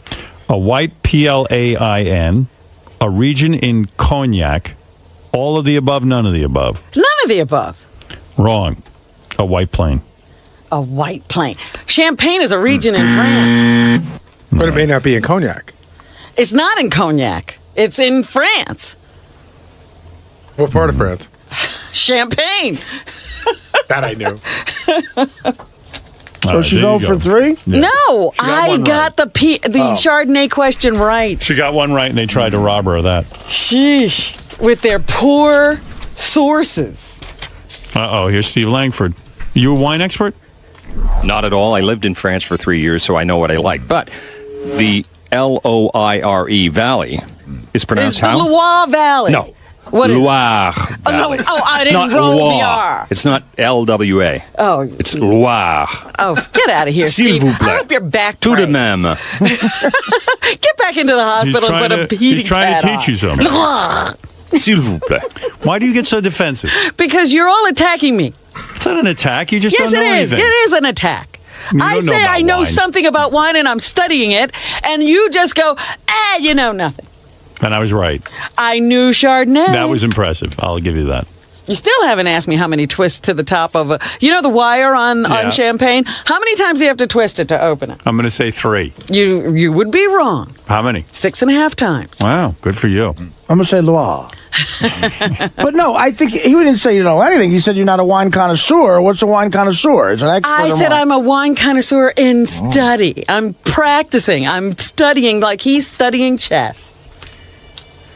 Yeah, but that's just an excuse to drink. Oh, my God. Like, what's the point? The bottom line is you're drinking alcohol. You know? Hey, do you want to know what the definition of a connoisseur is? Yeah. One who understands the details, technique, or principles of an art and is competent to act as a critical judge. That's what she wants That's to be. me. I can be critical. I'm pissed. All I have to do is say I'm interested in something and I'm trying to study it. I know nothing. Yeah. Well, I gave you the test. You got one right. You gave me no test. You have to test me on what I have studied. She ain't gonna let go of this. All wines. No. I want I'm you to stop. studying wine. Stop studying. And I've actually made trips to study wine. I know. I just don't like it. Ugh. Study me. That's I've what you should studied study. you. You should study I know me. you inside and out. All right. Robin. Is she Indian? Why do you think Howard and the me guys... alone. You don't want to talk? No! Gary, what do you think about Robin claiming to be a wine connoisseur? I think that Robin gets into things that she enjoys doing, and she likes to think she's a little bit more advanced at it than she is. She certainly knows more about wine than I do, because she drinks it more, and she has gone to the California region and she knows something, but I think to put yourself out there as, you know, a connoisseur implies some expertise, which she doesn't have quite yet and probably will have soon. And why do you think she's getting so angry about this? Because she got called bullshit and got caught. How long do you think this is going to last? Forever.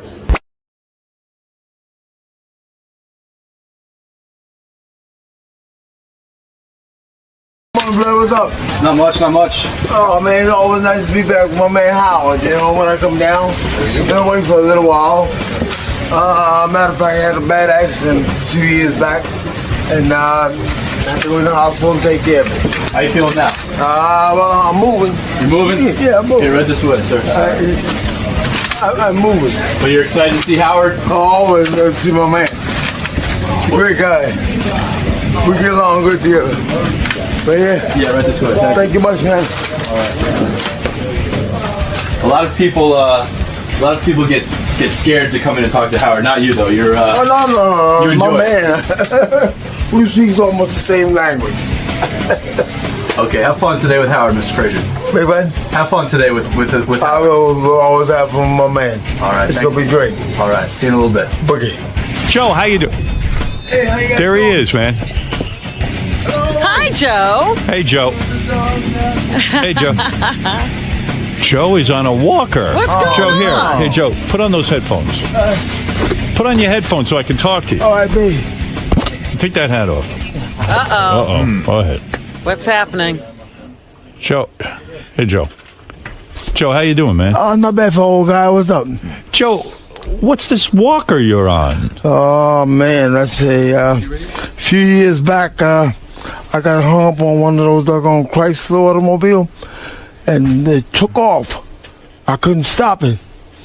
You got hit by an automobile? No, he was in it, he said. I was driving this car. You were driving a car? And I matched the gas guy, told me come on out, and it was clear. By the time I got out in the middle of a truck was in front of me, I matched the brakes and the gas first, and the brakes didn't yield to whatever I was saying. Robin, interpret that for me. I'm not sure I understand. I think what he said was he put his foot on the gas and the brake. You're kidding, No, Joe. not at the same time. No? Okay. Joe, you're not a very good driver. Let's see if I can try it again. Try it for you. again. Mash down the brake. And The guy told me to come on out in the street. Yeah. Which I did. Go ahead. The gas stuck on the floor of this automobile. Okay. All right, I did the brakes. When you leave from the gas to the brakes, it's supposed to yield to one to another. Right. Well, this one didn't.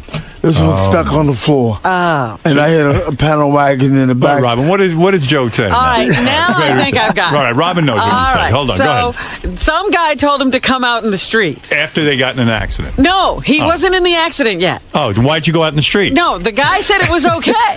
The guy said it's okay to come out in the Come out in street? the street. But why should Joe get out of his car? Why a guy is talking to What's Why- on second? Who's on third? Joe, wait a second. You're driving along, and some guy tells you to get out of your car and come No, talk no, to you? no. Why would you get out of your car? He wasn't getting out of the car. I was in the car. You're in the car. The guy was in the street telling Joe to drive through. Oh, okay. I don't know. Why did But a guy told him Who it's is this okay guy? to go. A cop? I don't know the guy. Right. He says, "Go ahead." Just come out. He so I waves you. And the truck was in front of me. Uh-huh. But the main problem was it wasn't the guy's fault, wasn't the trooper fault, nobody's fault, but the automobile. The gas stuck on the floor. This is a. You got out of the car and the car started moving. No.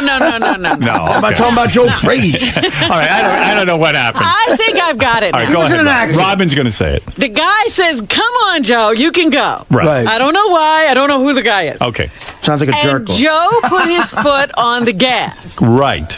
The car started to go forward. I don't know what the truck was doing. Stopped. Yeah. Is the truck stopped? Truck stopped. The truck was waiting for the light. And you drove right into but the my And you gas, drove into the truck. my gas was stuck on the floor. Yeah. And the brakes didn't yield to what it was And saying. you went right into the car. Right into the car. And it gave you a back injury. Split my spine in the back. Let's say I've been in an operation. Let's say maybe 2 months back. And so you've been in tremendous pain since. How long ago was the accident? 2002. 2002. Wow. They operated on you recently? 2 times already. 2 times, and Yes. now you're on a walker. I'm walker. Are you afraid you're going to get dependent on the walker? Maybe you should. Well, no, I'm afraid I might fall if I don't. would The legs, the back could give from under you. This is unbelievable. You are one of the world's greatest athletes. You are the champion of all time, and you are on a walker. And an automobile I couldn't control. This is sad to me because I remember when you had that horrible accident. You had that horrible accident where you mowed off your own toe while you were mowing the lawn. And you were missing a toe, and the lawnmower ate your toe, and now your back is bad. I'm But thinking I'm about. wondering if he was keeping the car maintained. Was the car up to date? This is a new automobile. Brand lady. new? Yes, brand new. Are we suing somebody? Well, sure. We're not going to get Joe's that always part. suing. I'm going to leave that up to the lawyers. Sounds to and me let's like say, you're going to be worth $50-60 million. I'm going to leave it up to, What to car the company lawyers. are we going to own? Yeah, what car were you driving? What car dealer? What car were you driving? I was driving a Chrysler. A Chrysler. Oh, yeah, my one goodness. of those pretty ones. You know what I mean? Well, this is terrible. I'm not. not happy about all of these health issues, but you are a great athlete and a great man, and I like to see you at your top form. You know what I'm saying? Well, number one, you know what I mean? It's slowed me down just a little bit. You mentioned that when you were a little boy, and it makes me think about your life. A lot of people don't understand. They know you as the great boxer. They know you as the success story, but they don't understand where you grew up. Where'd you grow up? I grew up under animosity, bigotry, hatred, white water, color water. I got on the bus one day, and the guy told me, sit in the back. I thought I was Jewish. He said, well, get off. You said you were Jewish and he thought you'd get off the bus? Wait a second. So you couldn't didn't win, no way. Your mama used to grow marijuana, right? And Really? and you would pick the marijuana? No, Mom didn't grow it. Mom picked it. She picked it. But they didn't know the difference of it. Where back was in the South. marijuana plantation? It was called Moss. It was behind his house. Yeah. Behind your house, there was marijuana. In the woods, yeah. In the woods, and you would go out and pick it with your mama. Yep. And you would sell it for, listen to this, they dry it out, you'd crumble it, Yeah. you'd do the whole thing, and you would sell it for 20 cents a pound. A pound. That's a bargain. Good money. That's good Back money. in them days, you know what I mean? 20 cents a pound for marijuana. Wow. You know what it goes for now, a pound? Yeah, I don't want to talk about it. You smoke weed? You like it? No. Did you smoke it when you were young? Only drugs that I get, like, what them doctors put in my back and let's say my legs, something like that. And growing up poor, it was tough, and your father, he was a womanizer. He would cheat on your mother all the time, and you were even his lookout. Your father would go in and fuck these women. Joe with him? I didn't know it was cheating. I just thought Dad was enjoying himself. You know Right. What I mean? He would Well, go, you were right. He would. I mean, this is very. I mean, you know something about Joe. You know something about psychology. For a young child to see his father disappear in the house with other women must have been very tough on you, right? Why would it be tough? Because Wait a minute, you thought because you he's and your fucking father around- were going out. He's fucking around. He's cheating on your mother and fucking women other than No, your mom. I didn't think he was doing that. I thought he was one in the house and got some paid for the liquor because he was a bootlegger. Right. Dad was a bootlegger. Let's sit back. So in you them went days. to work with Dad, is what you I thought. worked with Dad. You know what I mean? Like But this Joe, is a tough Joe, generation. you were, Fuck therapy. You were traumatized by the fact that your father was having sex with a woman. The husband found out of the woman. Came over, shot your daddy, shot your mama. No, it wouldn't happen that way. It didn't Come happen. on, Joe. It didn't quite happen that way, your parents Howard. were lucky to live, weren't they? No, well, Dad was alive. You know what I mean? Dad was alive at that time. Mom was not. All both of them went home to Jesus now. Your dad was shot, right? Yeah, he was shot. He was shot. God And your bless mom his got soul. shot too? Your mom got shot too. Yeah, because the man he was mad at Joe's daddy. Yeah. He was mad. This is very, very psychologically damaging. Isn't it? Yeah, it's been, but that was them days at that time, Howard. You know what I mean? Like, Well, you don't the have guys to. lived some of Do their you life. think why some of your marriages failed? Because this is what you saw as a child. Did you Well, cheat, no, Joe? no. Did you have a First- couple of times you cheated? I mean, once you cheat? Cheat. No. Never cheated in your Never marriage? cheated. Robin. Yeah, see what I mean? It was hard for you to love a woman. It's really life been good for me, Howard. There's no doubt about that. Your mama beat you as a child. You were beaten, and you had to be beaten in the nude. Well, I've been a bad kid. No, you were You not a understand? bad kid. Why were you bad? What did you do that was so bad? Well, Now, let me explain to people. You had to be beaten naked because your mama didn't want you to ruin your clothes and rip. She was afraid the clothes would rip during the beating. Oh, she was hitting him Take so the clothes hard, off. she might destroy the clothes. So you were asked to be nude in front of your mommy. Well, then How old were you? You keep your underwear on. 28. You know what I mean? Just the pants have to be taken out because the feeling couldn't go through the clothes. Right. She wants you to feel the switch. She wanted you to feel the switch, and There she you didn't go. want you to rip your clothes. And was it humiliating to you? Was it embarrassing to mama would see you naked, in your underpants and whipping No, but she you? was naked. She was nude too. no. Wow, that's No. Oh, that's erotic. You wild man. That is something else. So, no, mom wasn't. Some odd shit going on in that house. But you didn't get you. How many brothers and sisters did you have? That's it. Like maybe 8 brothers and 3 sisters. Right, you don't even know the exact amount. You say like I maybe. know them all. I know them all. You do. Are they alive still? Oh yeah. Yeah. And I mean, you didn't get great care as a kid. I mean, there was one time you were hit by a 300-pound pig. Ooh. And you Like me, it looked like me. That's where the left hook come from. Right, and you dislocated your shoulder, and your mama just rubbed cabbage leaf on your injury. A little syrup and salt. And as you say, You had a dislocated shoulder, and they would just rub cabbage leaves. Left hand. Yeah. I didn't get it squared, but it was my money maker. I mean, And then when he got that older, was never fixed? it was never fixed. No, I fixed it a few years back. Yeah. After I got, let's say, quiet down some, and could get the job done right. The doctors are great doctors. So you then when he got older, he got hit by another 300-pound pig named Chuck Webner, right? Right. Did you ever fight Chuck Webner? No. You never did? No, you're wrong guy. Come on. You had the wrong black guy. See what I mean? See what I mean? Nobody knows what's going on. I think it was Muhammad. Ali fought him. I hear you now feel bad for Muhammad Ali. I know you for years you were his enemy, but you now feel bad for him. I'm surprised. What he called you, when he would call you gorilla, this and that, the other thing, I never liked him for that. I felt he was racist because you were a darker skinned man, and now you feel bad for him. You shouldn't feel bad for him. Yeah, well, he's getting his punishment now. I do feel bad, you know what I mean? You do. Because I figure that all the guys that been in this game like me and been around the world, we should be able to enjoy life, have fun, right? Go around and talk to people like you, right? As of now, and Beam and Robert, you know what I mean? Yeah. I think these guys should be the guys to have a good time because it's a rough job, man. It is a rough It's job. a sacrifice, and you gotta love- stay away from the pretty girls. You love boxing. Love it. But you don't like this now, this mixed martial arts. You're against it. You don't like this punching, choking. No, I don't know what they're doing. You don't know what they're doing. Robert, I don't really know what they're doing. Yeah, wrestling is what I it mean, looks that's more like women fighting each other. Yeah. I agree with you. That's not a manly thing. No, a man to the point doing this kind of work, it's like showing who's the tougher and the best. You know what I mean? Right. Fighting like two women. Yeah, I didn't understand that. A lot of the guys kicking, shoving. A lot of the guys wear bathing suits when they fight, and they look like bikinis, right? They do, and they shave their hair off their body, right? I ain't seen all this yet. No. He doesn't know what you're watching. So when you see this mixed martial arts and guys scratching, choking, kicking, No, that's the women game. kick and choke and scratch. No, that's not the game because number one, maybe there's two ladies.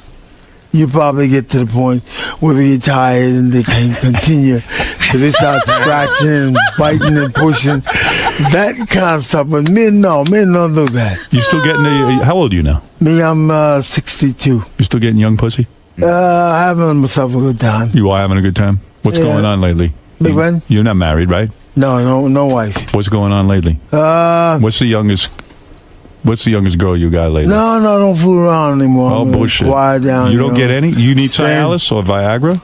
Big man? Do you take Cialis or Viagra for your hard-on?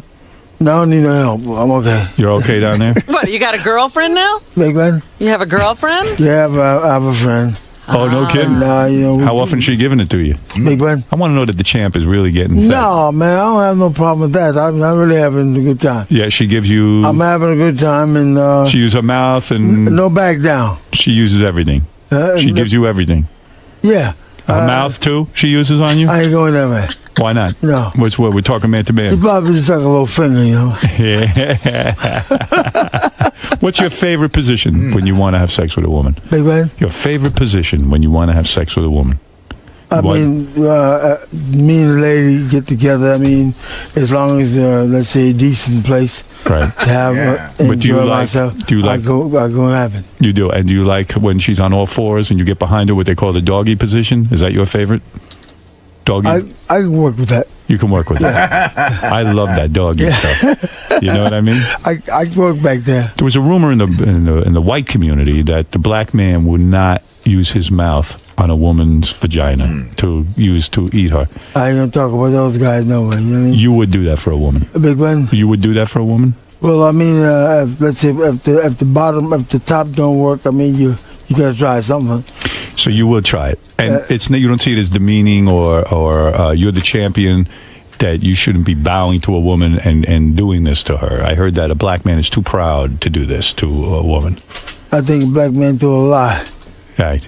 Italians say different though. They go, you say suck a hole, you'll suck a pole. They think it's gay. They think it's gay. That's like that was an episode of The Sopranos. It's not gay. I do it. I mean, I like it, Joe. I eat it. You and the woman together, you know what I mean? Whatever you do with each other, you know, it's up to you guys, you know what I mean? You got such a good attitude. Yeah, This is an important message for the black community to hear, I think. Eat pussy. I don't see no problem. You and that lady together, it's to the point if you try to, like, do something that she enjoy, you enjoy, that's all right. Right. So There's you would nobody say to the business black anyway. community, it's okay to go down on a woman.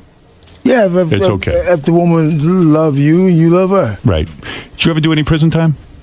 Business? Prison time. Did you ever go to prison? No. Never. Even when you Well, used to I've steal been in jail cars? a couple times. You stole cars when you were first got... Yeah, but I never got caught. You never did. You were good at it. Yeah, I was good at it. I'd be scared shitless if you was robbing my car. No, back in your You prime. say, here, take it, I'll help you. I'd say, sir, I would like to help you steal my radio. No, if I saw you coming at me. I'd be like, what station you want on? Can I adjust the air for you? Yeah, I'd let you have the whole goddamn car. Just leave me Yeah, alone. well, look at that How time, old were you when you were doing that? About 16. 16. Still had that left hook by the way. Could you still steal a radio if you needed to? You know how to do it? No, not right now because I have friends all in the car business and let's say the Italians with junkyards down in Pennsylvania. I have friends that go down there. Oh, I need something and I ask. But if you had no money and you had to go back to the street life, would you know how to break into a car and take that radio? Yes. You would. Yes, I You know have how that to, skill. I know how to go in the car and get the radio. Did it ever I happen? know how to open the door. Did it ever happen where you were in the middle of taking a radio, and now we're talking about you in your prime, a big man, muscular, one of the greatest fighters of all time. Did some white guy ever show up at the car while you were robbing it and try to stop you? No. No one tried to stop you. No. You could pretty much take what you No, wanted. well, otherwise you don't try to hurt nobody's feeling when you're there. You watch the car, Right. the car being sit for a couple of days, then you're going to beat it up. I have a challenge for you. There are 27 parked cars out on the street right in front of our building. I need you to go rob those radios right now, and I want to see how long it takes you. It's a new game show. It's called Rob That Car. I got to get in there first. Executive producer Howard Stern. So, and what's this? I hear you now suing your daughter. That's crazy, huh? What's going on there?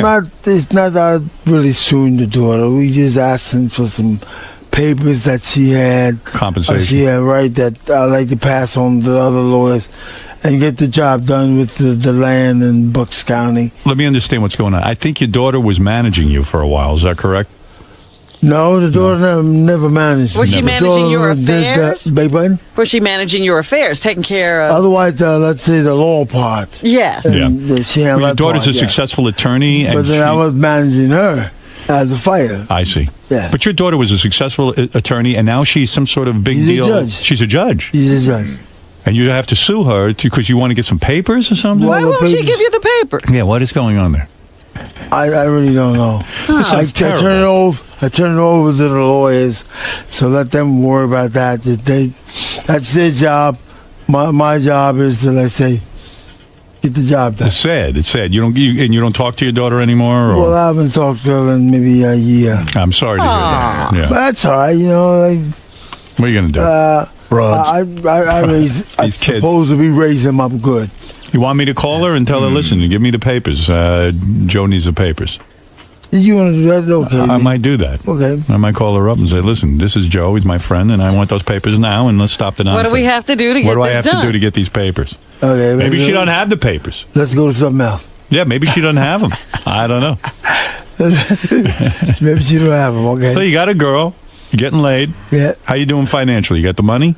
Well, I don't know. I'm doing pretty good. You're doing all right. Everything's I'm all working. set. I'm going around singing and let's say public appearance, sign my name, sell to the fine people around the world. You are a Pennsylvania resident. Yes, sir. Oh, you're going to vote There's today? a big primary today. Obama or Clinton? Who are you backing? You're the champion. People want to know. They're going to follow your lead. I've been moving around so fast, man. You know what I mean? I really didn't watch too many political going on. You don't know who to vote I don't want to get into trouble of, let's say, voting for the wrong persons or whatever. I'm going to take a step back out on that. You're saying you're so... I've always like fighting, better man win. And I'm pretty sure both of them, whoever they can able to do a fine job. But you know who's running, right? Big Ben. You're not going to vote? I'm going to vote. There's a primary today. Yeah, you can vote, you know. More vote. Okay. You know who's running, right? Yes. There's a black guy. Can you believe this? Yes. He's going to be maybe a black president. Did you ever think you'd see this? No. I mean, What are we talking about here? The whole world What the heck is happening? What happened? Do you understand any of this? That's mean the whole world is being fair. Being fair. So this is good for the black man, I believe. That's good for Isn't it everybody. good for everybody? Why is it just good for the black man? It's good for everybody. What was that, Robin? I'm just asking him, why is it only good for the black man? Isn't it good for everybody? Good for everybody. Hey, Leon Spinks is mad at you. He wants to call in. Do you mind if he speaks to you? Yeah, go ahead. Leon, please say what you have to say to Joe. Well, I had to take myself, so I had to get by the best way I can. All right, well, Leon, go ahead and explain yourself. No, I went on gang. We had jobs and whatnot. And I went in the service and whatnot. So, What do you think of this, Joe, what he's saying? I don't know what he's saying. Well, Leon, Joe doesn't understand. Leon, Joe doesn't understand what the hell you're saying. What's going on? no, I went on gang. We had jobs and whatnot. And I went in the service and whatnot. So, All right. But I think apparently a guy asked him to come in the street, and then he hit his car. I don't want to walk around and say I was a virgin, man. Come on. Well, Leon, we You never fought Leon Speaks, did you? You don't care. No. Yeah. I went to Minko never had a... I don't think you would be talking at all if he fights me. If you would you be saying this if you were in front of Joe Frazier I right wouldn't now? think he'd be talking at all if he getting no full square with me. I'd take him away. Leon, what about Getting top 10. Because he was nothing but a middleweight anyway. Yeah, and all those guys that step up from middleweight to like heavyweight, I took them out. Well, I really get to... I ain't really come to me that I was heavyweight champion until a week later. All right, well, there you go. I mean, those are fighting words. I'm going to meet my wife come back home. All right, Leon. Thank I think you. he's offering you his wife. I don't know what's I think he just offered you his wife. He says that you are a better man and that he wants you to have sex with his wife. He must have. All women kind of will. All right. Well, there you go. He's only had more fights with his mouth than he did with Right. Leon, you're nothing more than a middleweight. Right. No, I ain't take time count. Oh, all right. Take a what? What is that? What did he say? Yeah, I don't know. He said you'd have to take a 9 count, I think is what he said. You would take a 9 count. That's probably why you talking that way, because you was a middleweight trying to climb up into a heavyweight, and we shook your nerve. Well, that's... I gotta do my best. All right. Thank you, Leon. Be my own sister. All right. Leon doesn't know when to shut up. I mean, Joe's saying stop. He says in a fair fight he'd beat you. Yeah. You don't like him. You don't like him? You don't like him? He says in a fair fight he would take you out. Well, I was telling all kind of women. Oh, you got more women than Joe. More women than Joe? I doubt it. How many women have you had, Joe? Minko never had a gold medal in boxing. One woman. I thank you, Leon. That wasn't Leon. Don't worry. Don't worry Joe, about it. Joe, no, you're not having a problem with Leon. One woman at a time. I think that was a tape of Leon. I don't even think that was Leon. I don't think that was him. Me neither. But it's great. I mean, look at you. I mean, okay, I'm upset you're on the walker. I know you're gonna. Now, is this going to get better, or is this? It's going to get better. I hope anyway. I just left the hospital after 6-7 weeks apart, and I'm walking pretty good now. I went back in and had a lot of things straightened out. You're still handsome, I'll tell you that. You look good. You look good. I don't know why. You look good. Well, you do. You keep yourself in shape. Frank, go ahead. You're on the air. Hey, Joe, how you doing? Hey, Frank, what's up? I just want to give you a warning. I want to give you a heads up. Make sure you got your bearings there, but there's another fighter in the room. Just watch yourself. Artie. Yeah, Artie's a fighter. Artie could go on. Yeah, Artie, you think you could take this guy right here? Take a look at him. What do you think, Joe? There's a heavyweight for sure. All right, sit down. You're going to give yourself a heart attack. Let him stay behind the radio. Right. You're damn straight, buddy. I wouldn't even try it. You're the greatest. You took a lot of punches. You gave a lot of punches. You fight hard. You love hard. You live hard. And the Lord's been good to me. And the Lord has been good to you. Yes, He has. You've had them all. I've done it all. You've had sex with black women and white women. Did you ever have a famous woman? Big man? Did you ever get to enjoy a famous woman, have sex with a famous woman, someone who was well known? I think Will wants me and Lady to get involved with sex. He's famous. You know He's famous in your bed. You make him famous, Right. but did you ever get one who was famous already? You never had a movie star or a TV star? No. No? Never Oprah Winfrey? Never had Oprah Winfrey? No. You could bang her hard. No, you guys are wild. No. Lola Falana? She's not your type, Oprah Winfrey? Yeah, that's not your No, type. no, She's no. too chubby? She chubby? She too chubby for you, or could you bang Oprah? Who's that? Oprah. Chubby Not Oprah. chubby. Well, Aretha and I was in love, but that's You banged that Aretha stayed- Franklin? No. Did you bang Aretha Franklin? No. You no, did, she didn't just you? was like a beautiful singer. And matter of fact, she was at the fight in 71. And you didn't bang her? No. Not attracted to her? Too chubby? No. It's the idea that I never got a chance to really get to know her no more than hide by and listen to Would the you records. bang Oprah Winfrey if she came on to you? You want to bang a billionaire? Would don't you bang Oprah Winfrey if she came on to you? Well, if the feeling is there. Yeah. Are you If my attracted feeling- to her? If my feeling is there, then I'll do my best to make But she the lady, is chubby. I try to make the lady happy. But she's chubby. That she is fat. I think she lost a lot of weight. She goes up and down. Yeah, she lost a lot of weight. Listen, Joe. Let me tell you, it's always an honor when you stop by to see us. You know, Hey, we, man, it's we always share a a good- birthday. You know, It's that. always We share a birthday. yes, you know, yes, yes. It's always nice to come to see you, man, because we understand each other. Well, you understand me. I didn't bring no blow meat, but therefore I'm not going to blow you. next time I go down. Trust me, that ain't happening. Unless you beat me up. I think I lost Unless I go downtown. Just to shake hands with this legend is enough for me. He is truly the greatest. I laid in my bed when I was a little boy and listened to the Thriller in Manila on my radio. I remember it was late at night, and I said Joe Frazier is the greatest, and he still is. Joe is auctioning off his robe from his Thriller in Manila Muhammad Ali fight. I get in on that at Sotheby's.com. I'm going to get in on that. What a great piece of what are you're going to bid on it? I think I might bid. Yeah, I'd start out bidding with that. What would be your opening bid on? You don't even know, right? Well, I guess you have to go and see what they're starting at, right? I mean, I guess course, I would Well, it's start. in good shape. I would start like it's new. I would start at 10 G's for that. 10,000. I think it's that going to would go a be, lot more than that. modest. Yeah. What I've done with my robes and stuff, I made two everything.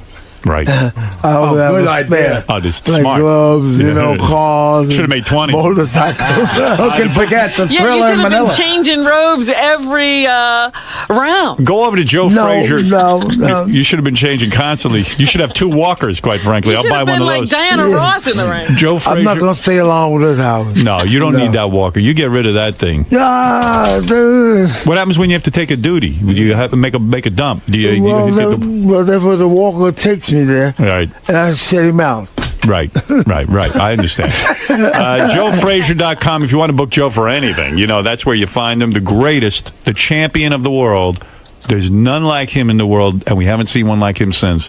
The greatest, Joe Frazier. Right there. Yeah, Howard. Thank you, my Nice friend. seeing you, man. How was it, fellas? Good, Joe. Very good. Very good. Okay. Now let's go get some breakfast. And what's wrong? What's that? And what's wrong? No, you I don't didn't. have them You panties.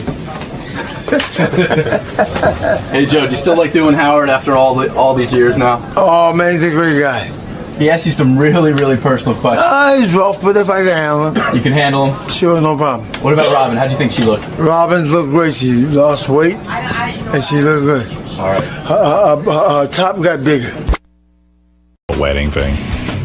And then, I get cold feet sometimes, and I just go, oh, fuck, what am I doing? Cold feet? What are you Yeah, talking it's just like, it's like, what are we doing? Getting married. Put those feet in the fire. Yeah, they fuck everyone. Fuck everyone. If it's a financial thing, Beth and I could just. It was my idea actually to have if we were getting married to like Beth said, let's just go off and get married somewhere, and I said, well, maybe you want to have a wedding, maybe you want that experience. So, and then she got into it. Now she's into it. Well, see, you always do this. She's gonna buy a dress, the whole thing. Oh yeah, now forget it. You've started something you can't stop with a woman. It's like a runaway train. Yeah. You know what it is? I get horny and I come up with things. You know what I mean? I'm like, Beth knows that about me too. We'll be fucking and I'll go, oh, I just want to marry you in front of everyone and declare my love. And then I come and I'm like, What did I just say? What? You can't make any decisions I want when to you're profess my horny. love in front of all my friends.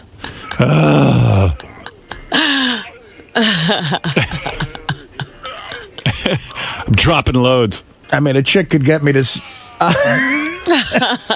hot chick could get me to say I love the Mets before fucking her. Hey. Nah. But I'm telling you, you've started a cycle now, Howard, that is not going to stop until you're at your son's Little League game. That's right. That's what I was going to say. He's going to be coaching. Hey, King of All Blacks, you're on Joe the air. Paterno's going to be over personally teaching the kid. Yo. Good morning, Howard. Quickly. I didn't know that Beth wasn't Jewish. I thought all of this time she was Jewish. Well, what difference does that make, first of all? Why do you care? She's a Polish Catholic. Yo, I did not. I just said a Drosky because I thought she was Jewish. No. You had a what? A Drosky. A Flosky, a Beth Strosky. I just thought a ski. I thought she was Jewish. No, Ski is Polish. Yo, so how are you gonna? I thought Jewish guys had to marry Jewish women. You're an asshole.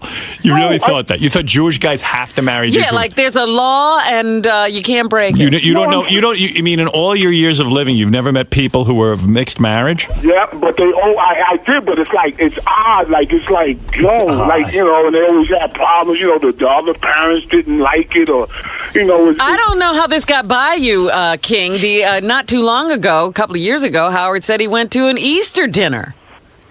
Yeah, but that's why he said it, because it's odd. It's not regular. That's why he said it. But if he goes to an Easter dinner at Beth's house with her family, how could she be Jewish? Yo, that's bug. I was listening to the radio just now, and you said she's into Jesus. I was like, what? Well, Because yeah, her I- family's into she's not a big Jesus person, but I her grew up mom is around super Jew- Jesus. Her mom is married to Jesus. Her mom goes to church every Sunday. Jesus. Does she do the Stations of the Cross? Oh, she does it all. She's super Christian. So what do your parents say? My sister's married to a guy who's not Jewish. What? Oh, jeez. King, catch up with everybody here. Just when you think the King of All Blacks might have something going on in his head, he proves himself to be ridiculously Yeah. You see, my parents don't give a shit about that. There was a time my parents did, and my sister went through all that. My sister was engaged to a guy originally, not her husband now, but was engaged.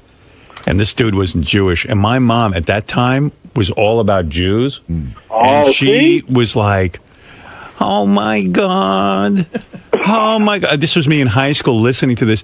Yeah, sister, she doesn't realize marriage is hard, and to have one strike against you. There's a strike? Strike one! And for her, she doesn't understand not to be with a Jewish man. And I used to hear this every day. And then my mom started fighting with my sister, and the sisters. They actually fought about And this poor guy, this guy, I remember, Charlie, he went through like yelling and screaming with my parents and them freaking out, and my mom freaking out on him. Wow. Then my sister met another dude at Penn State. My sister went to Penn State. Uh-huh. And so she broke up with the guy.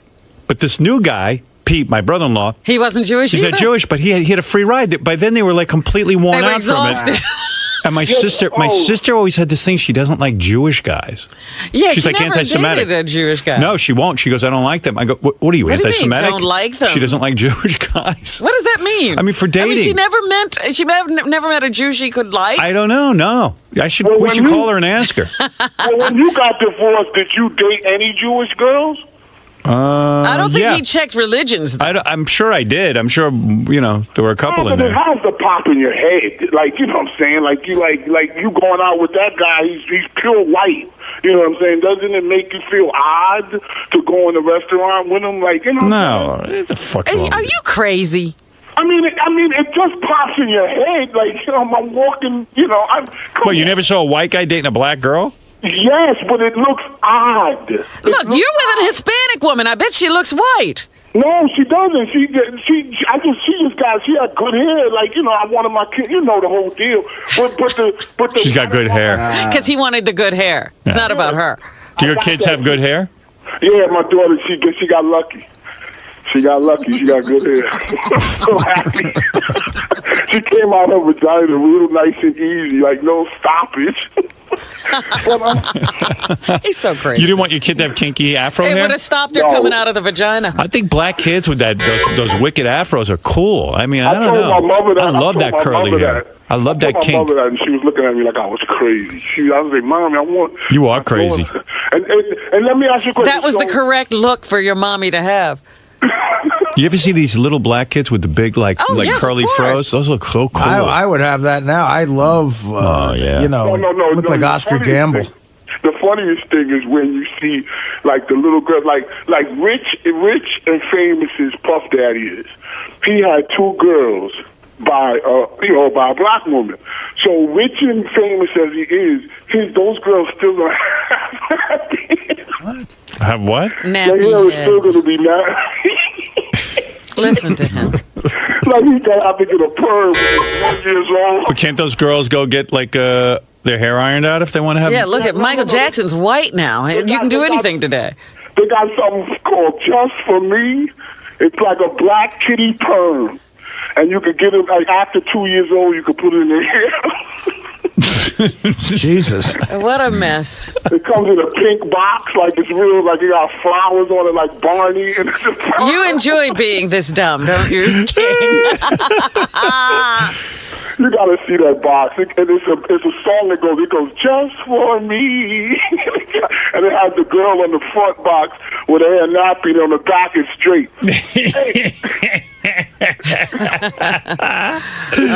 My people. That is funny. But, this is exactly why Africa looks like it is, because people occupy themselves with stupid shit like this. Yeah. Well, my father said years ago that was famous, like, because my father's from Barbados. So he said years ago they used to black people used to marry white people so they could have good hair. So it wasn't. I'm not too far fetched. You have bad hair? No, my hair's pretty good. Yeah. I mean, it's nappy, but I used to have a jerry curl back in the day. I bet. Oh, do you have any pictures of you with a jerry curl? I got to see that. I do. And I used to put the baby hair all on my forehead and take a toothbrush. I like it coming to America when the Jerry Curl family, Right, the whole guys, Jerry Curl family. they all sit on the couch and they leave that big stain on the back of the couch. Wow, that's the truest thing ever made in a movie. And my brother had a Porsche back in the day, and I used to take the top down and have my curl and just spray it. It's the crazy thing ever. All right, I got to go. And then you know what's the worst thing, though? When it used to rain on it. Like, if it rained, it would still look curly, but then if you go into an indoor function, it would harden up. Yeah, I went to high school with black kids that they would do their hair in a way where if it rained for baseball or football practice, they couldn't go outside. like the coach would say, "We can't go outside." Coach, I got Jerry Curl. Well, they had this shit in their hair. I guess that's what he's talking about.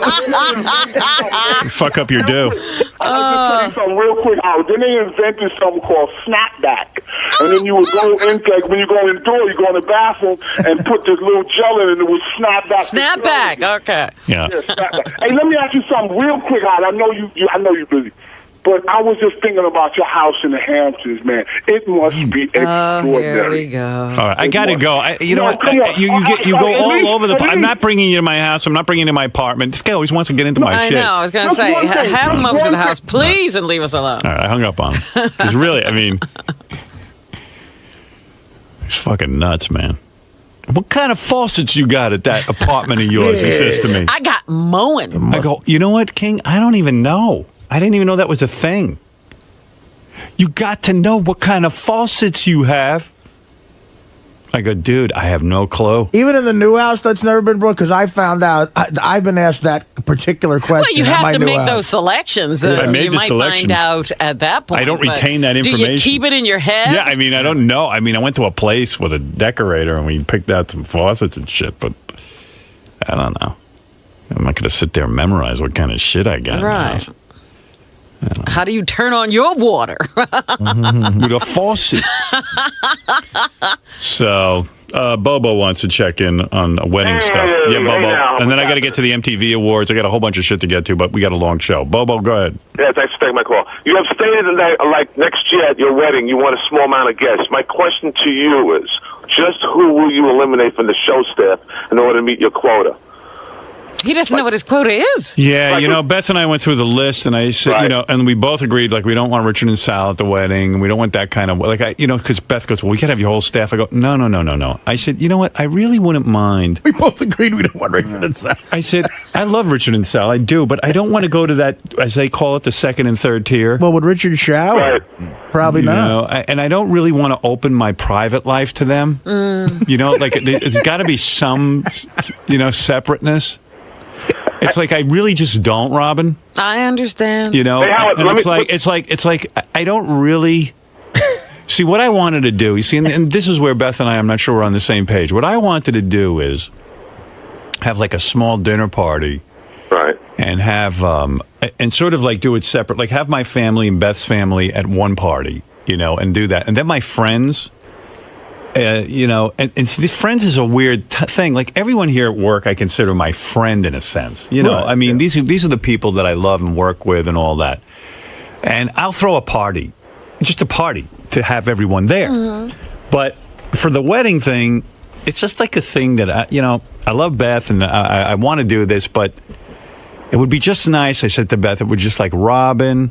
See, this is going to run into trouble. Here I go. But fuck it. But Robin, Fred, Artie, Gary. Sorry, Benj. And leave it at that. Yeah. Even Benji's not on the list. But Howard, if you had to and I mean, because I really, actually, I don't even know that I want to have like a wedding. But if I'm going to do that, just a couple of people, and then I think I could get the list down to 25, 30 people. She thinks it's 80. Really? Ooh, 25 or 30? That's 25. Severe cutting. She goes, what, you're not going to have your agent come? Right. I go, well, yeah, okay, so put Don on the list, Don and Maggie. And I go, and I don't... It mounts up very quickly because people bring guests. And so if you have 20 people, are you talking about just the 20 people? Are you talking about that 20 people and their guests? No, I was talking 20 people. Let me put something out to you. If you had we should have a lottery. How's that? There's 20 seats up for grabs. Exactly. People, you know how much those would go for? If you get a lottery ticket, if everyone would agree to that. If you would agree to picking whoever wins. We'll do a lottery for like what Sal and Richard call second tier. One member of. Oh, that's great. It gets you. Goodness. That's a perfect plan because you're paying attention to the second tier and you're agreeing to take one of them. Wait a minute. You could wind up very lucky or in real trouble depending on who you get. Well, right. Like I could end up with, let's say, who would be the worst person to end up with? Sal? Sal could be the worst person, I suppose. I wouldn't mind JD. Right. He's just he's just an okay guy. He just shuts his mouth. He'll just sit in the corner and drink. Right. Yeah, he's like a statue. Right. So... Howard, let me just put this out to you. Fred, Robin, and Gary, if you came down to that, let me just start out to you. Who would you eliminate if you had to cut one of those three? And being that Artie was in the personal thing, he couldn't get out of it. Yeah, because Artie would be on heroin somewhere? Right. Okay. So, all right, Artie's strung out. Let's assume that. My only guest would be heroin. Yeah. At least once a weekend, someone asks me now if you're on heroin, and I go, and like Beth goes, well, Artie's heavy now, and when he's on heroin, he's thin. He's so handsome when he's on heroin, and I go, he's heroin chic. Yeah. So I go.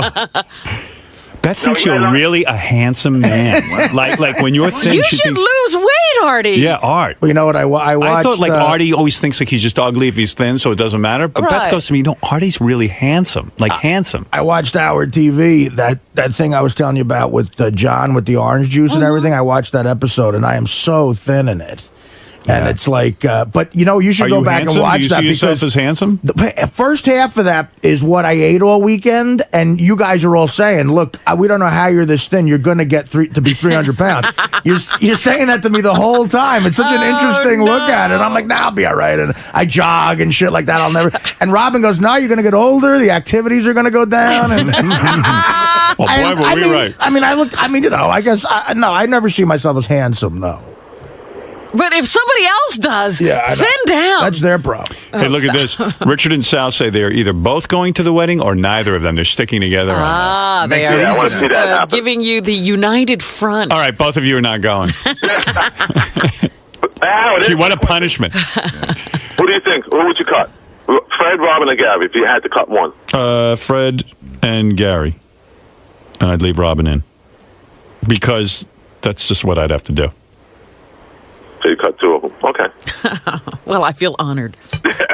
And then if I had to cut Fred or Gary, I'd cut Gary. That's a small wedding. So maybe I'll just have Fred and Robin at my wedding.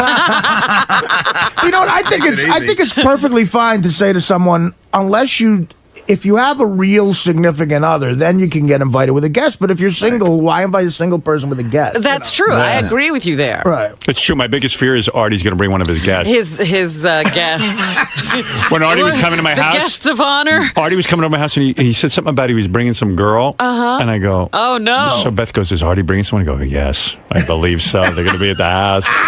Then at the last minute, Artie says to me, I'm not bringing anyone. And I went, oh, thank God. Then I said, let's get Ralph over to be like Artie's date, you know. Hey, you know. I was so glad when you said you weren't bringing anyone. Why? Because who knows? You could be a creep. Oh, you never know. You could have. Who knows? But I you think find these could be girls? one of your whoas. I think that you know? Could be a paid girl. You Yeah, think? like, you know, like Artie, she walks in, you know. Where's Artie? Right up there. Help yourself to anything in the fridge. You don't think wait till I tell everyone. Can you mind if I take pictures? The girl I took to your engagement party, she had a great night. She was fine, but the one faux pas was she wanted to ask Howard for a picture during the cocktail hour. Yeah. That's what I always think of. Artie says, I'm bringing a guest. But she was very nice the rest of the night. She was fine. No, I don't care just about that it's a little scary. It was just at the house. I would feel awkward taking someone to your house, too. Right, I really would. No, you see, Artie's like the perfect. I swear, Artie's so fucking couth. Like he makes his bed. I think that he would know to do that. Because even Beth's brother was like, what was Artie like as a house guest? They were waiting to hear horror stories. And Beth goes, he's the most courteous. He's the best guest we've ever had. He was sleeping. What do you mean his best? I was crying when he left. He didn't sleep 36 hours at Howard's house. Let me tell you something. Any man he slept probably a good 15. Really? I got to tell you something. Oh, man. Any man who sleeps 15 hours in my house makes me so happy. Yeah. Because I was worried Artie would wake up early and then have to entertain him for 6 hours. The fucking guy's like a bear. He comes out, he eats, and he leaves. Hibernates. Best guest I ever had. Exactly what I did. When I woke up at Nothing troubles him. I woke up at 1 in the afternoon. I opened my door, like this beautiful house. I'm like, where is everybody? Like everyone's been up for hours. I know, I was ready for my nap. They're not watching your door, wondering if they should come in and like do it. everybody's well into their day. Hit you in the chest. I've been up since 5 in the morning. You know, he emerges. But it's Sleeping perfect Beauty. because I don't have to worry about him. He doesn't eat, until he wakes up. That's my one thing. My mother. You love to sleep. My mother instilled in me that when you sleep somewhere, you got to make your bed. She didn't even care if I made my bed. Can you imagine? I went down and the bed was made. I do that when I'm at somebody's I was house. shocked. Yeah, but Artie. Well, Artie. I'm like, this fucking guy's a great guy. Oh, we tell everyone how great Artie is. Yeah, well, the food. It was worth it just for the food. Yeah, I had to feed You'll him. make the bed for the food? Yeah. We'll make bed for food. But this isn't food. This is food. This is like real I fed him good. Yeah. Ooh. Hey, Howard, the first time you got it on with Beth in the Hamptons, was that at Dominic's house? Yeah. Really? In Dominic's bed. Yeah, that's a legendary story. And it still worked out. That's amazing. Yeah, oddly enough. Because nothing works out for Dominic in that bed. At least not without the help of Viagra. Yeah, right. Yeah, we banged in his bed and his kitchen. Wow. You used every surface in the house? The counters. And he is so proud of that. You spoiled his house, huh? He probably enshrined that room and Yeah. doesn't use it anymore. Yeah. I mean, if you eat something off those marble tops, you're getting some ass on there. Too. I hope you sprayed that down. I think that'd call in people. Yeah. We were just like, with the first time In you're a frenzy, you're huh? with someone and you're really into them. It's, Right. you know how it is. Banging like crazy. Yeah, we had a good time over there. If we could only stay like that. Yeah, exactly. Hey, take it easy. We did it Doesn't this it? morning, though. Thank God, because I always as soon as I get into we're not having as much sex, I think, I shouldn't be getting married. Right. I get real nervous. Because that's something you hear about marriages. You stop having sex and. Oh, yeah. Oh, fuck yeah, right there. Right there, baby, right there. Fucking A, yeah. Oh, yeah. Oh my God, it's real close. Who is she making love to? I love your fucking tongue. Or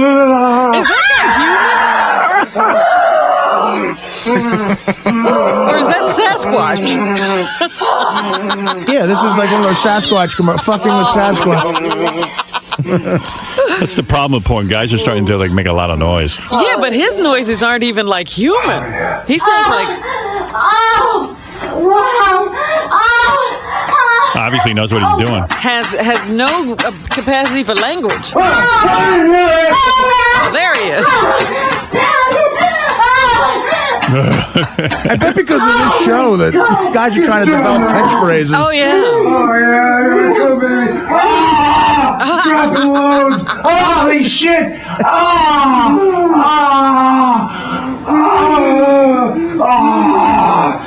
Fuck yeah.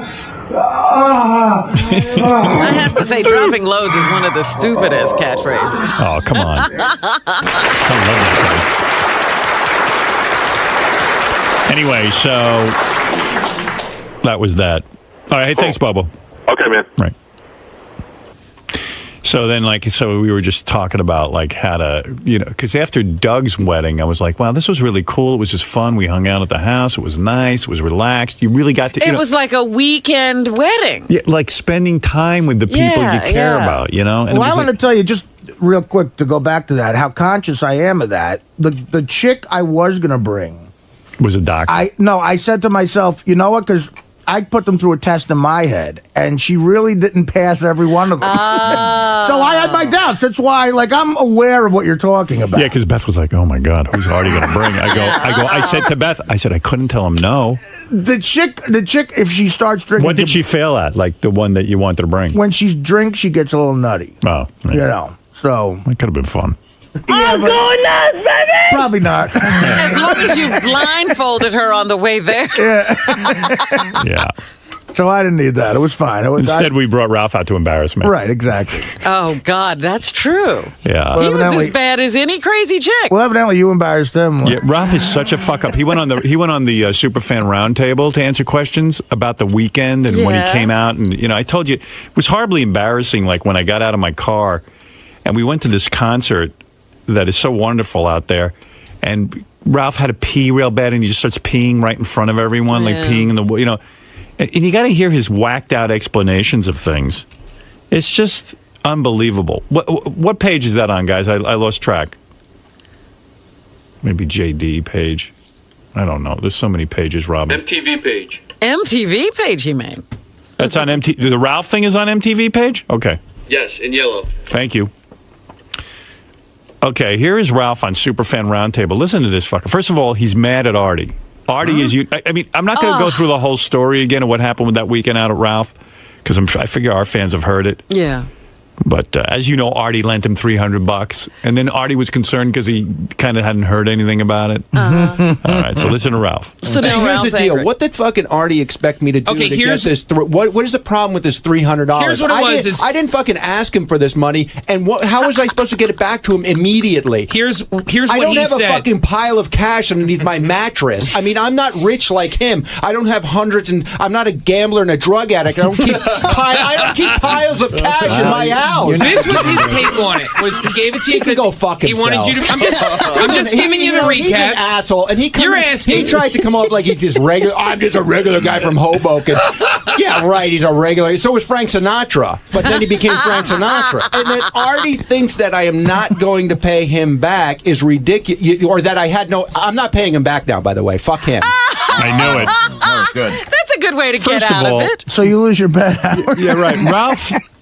First of all, Ralph might not have piles of money, but he had $300 on him. He had the $300 Artie gave him. All I said was I didn't want it back immediately. I thought maybe I got the idea that he still had the money on him because he didn't spend it. So when my driver got there to deliver his bag, I thought maybe he'd give him back the money. But, whatever. Yeah, but Artie, here you lent the guy $300 out of concern. And I know he didn't ask me for it, but, It's not a. But also, he could have called you, and when you spoke to him numerous times, said, "Hey, Art, by the way, I'll get it to you. I'll get you the 300, Right. and I'll." That was really nice of you. Thank you, and I'll get it back to you. Just Right. acknowledge it. That's all. That's what Artie was saying. Like, wouldn't you say to someone, "Thanks for lending me $300"? Thanks, by the way. Listen, I'm a little tight now, and I'll get you when I get back from California. I'll get it to you. I haven't heard all these, but they're marked Ralph mad at Artie. Let's see.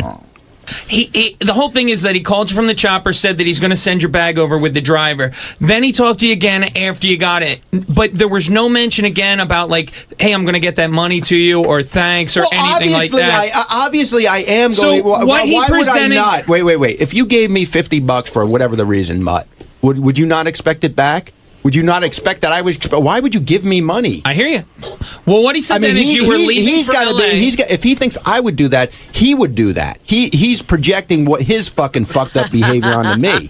He also said that you had not paid him the last debt, even though it had been brought up on the air.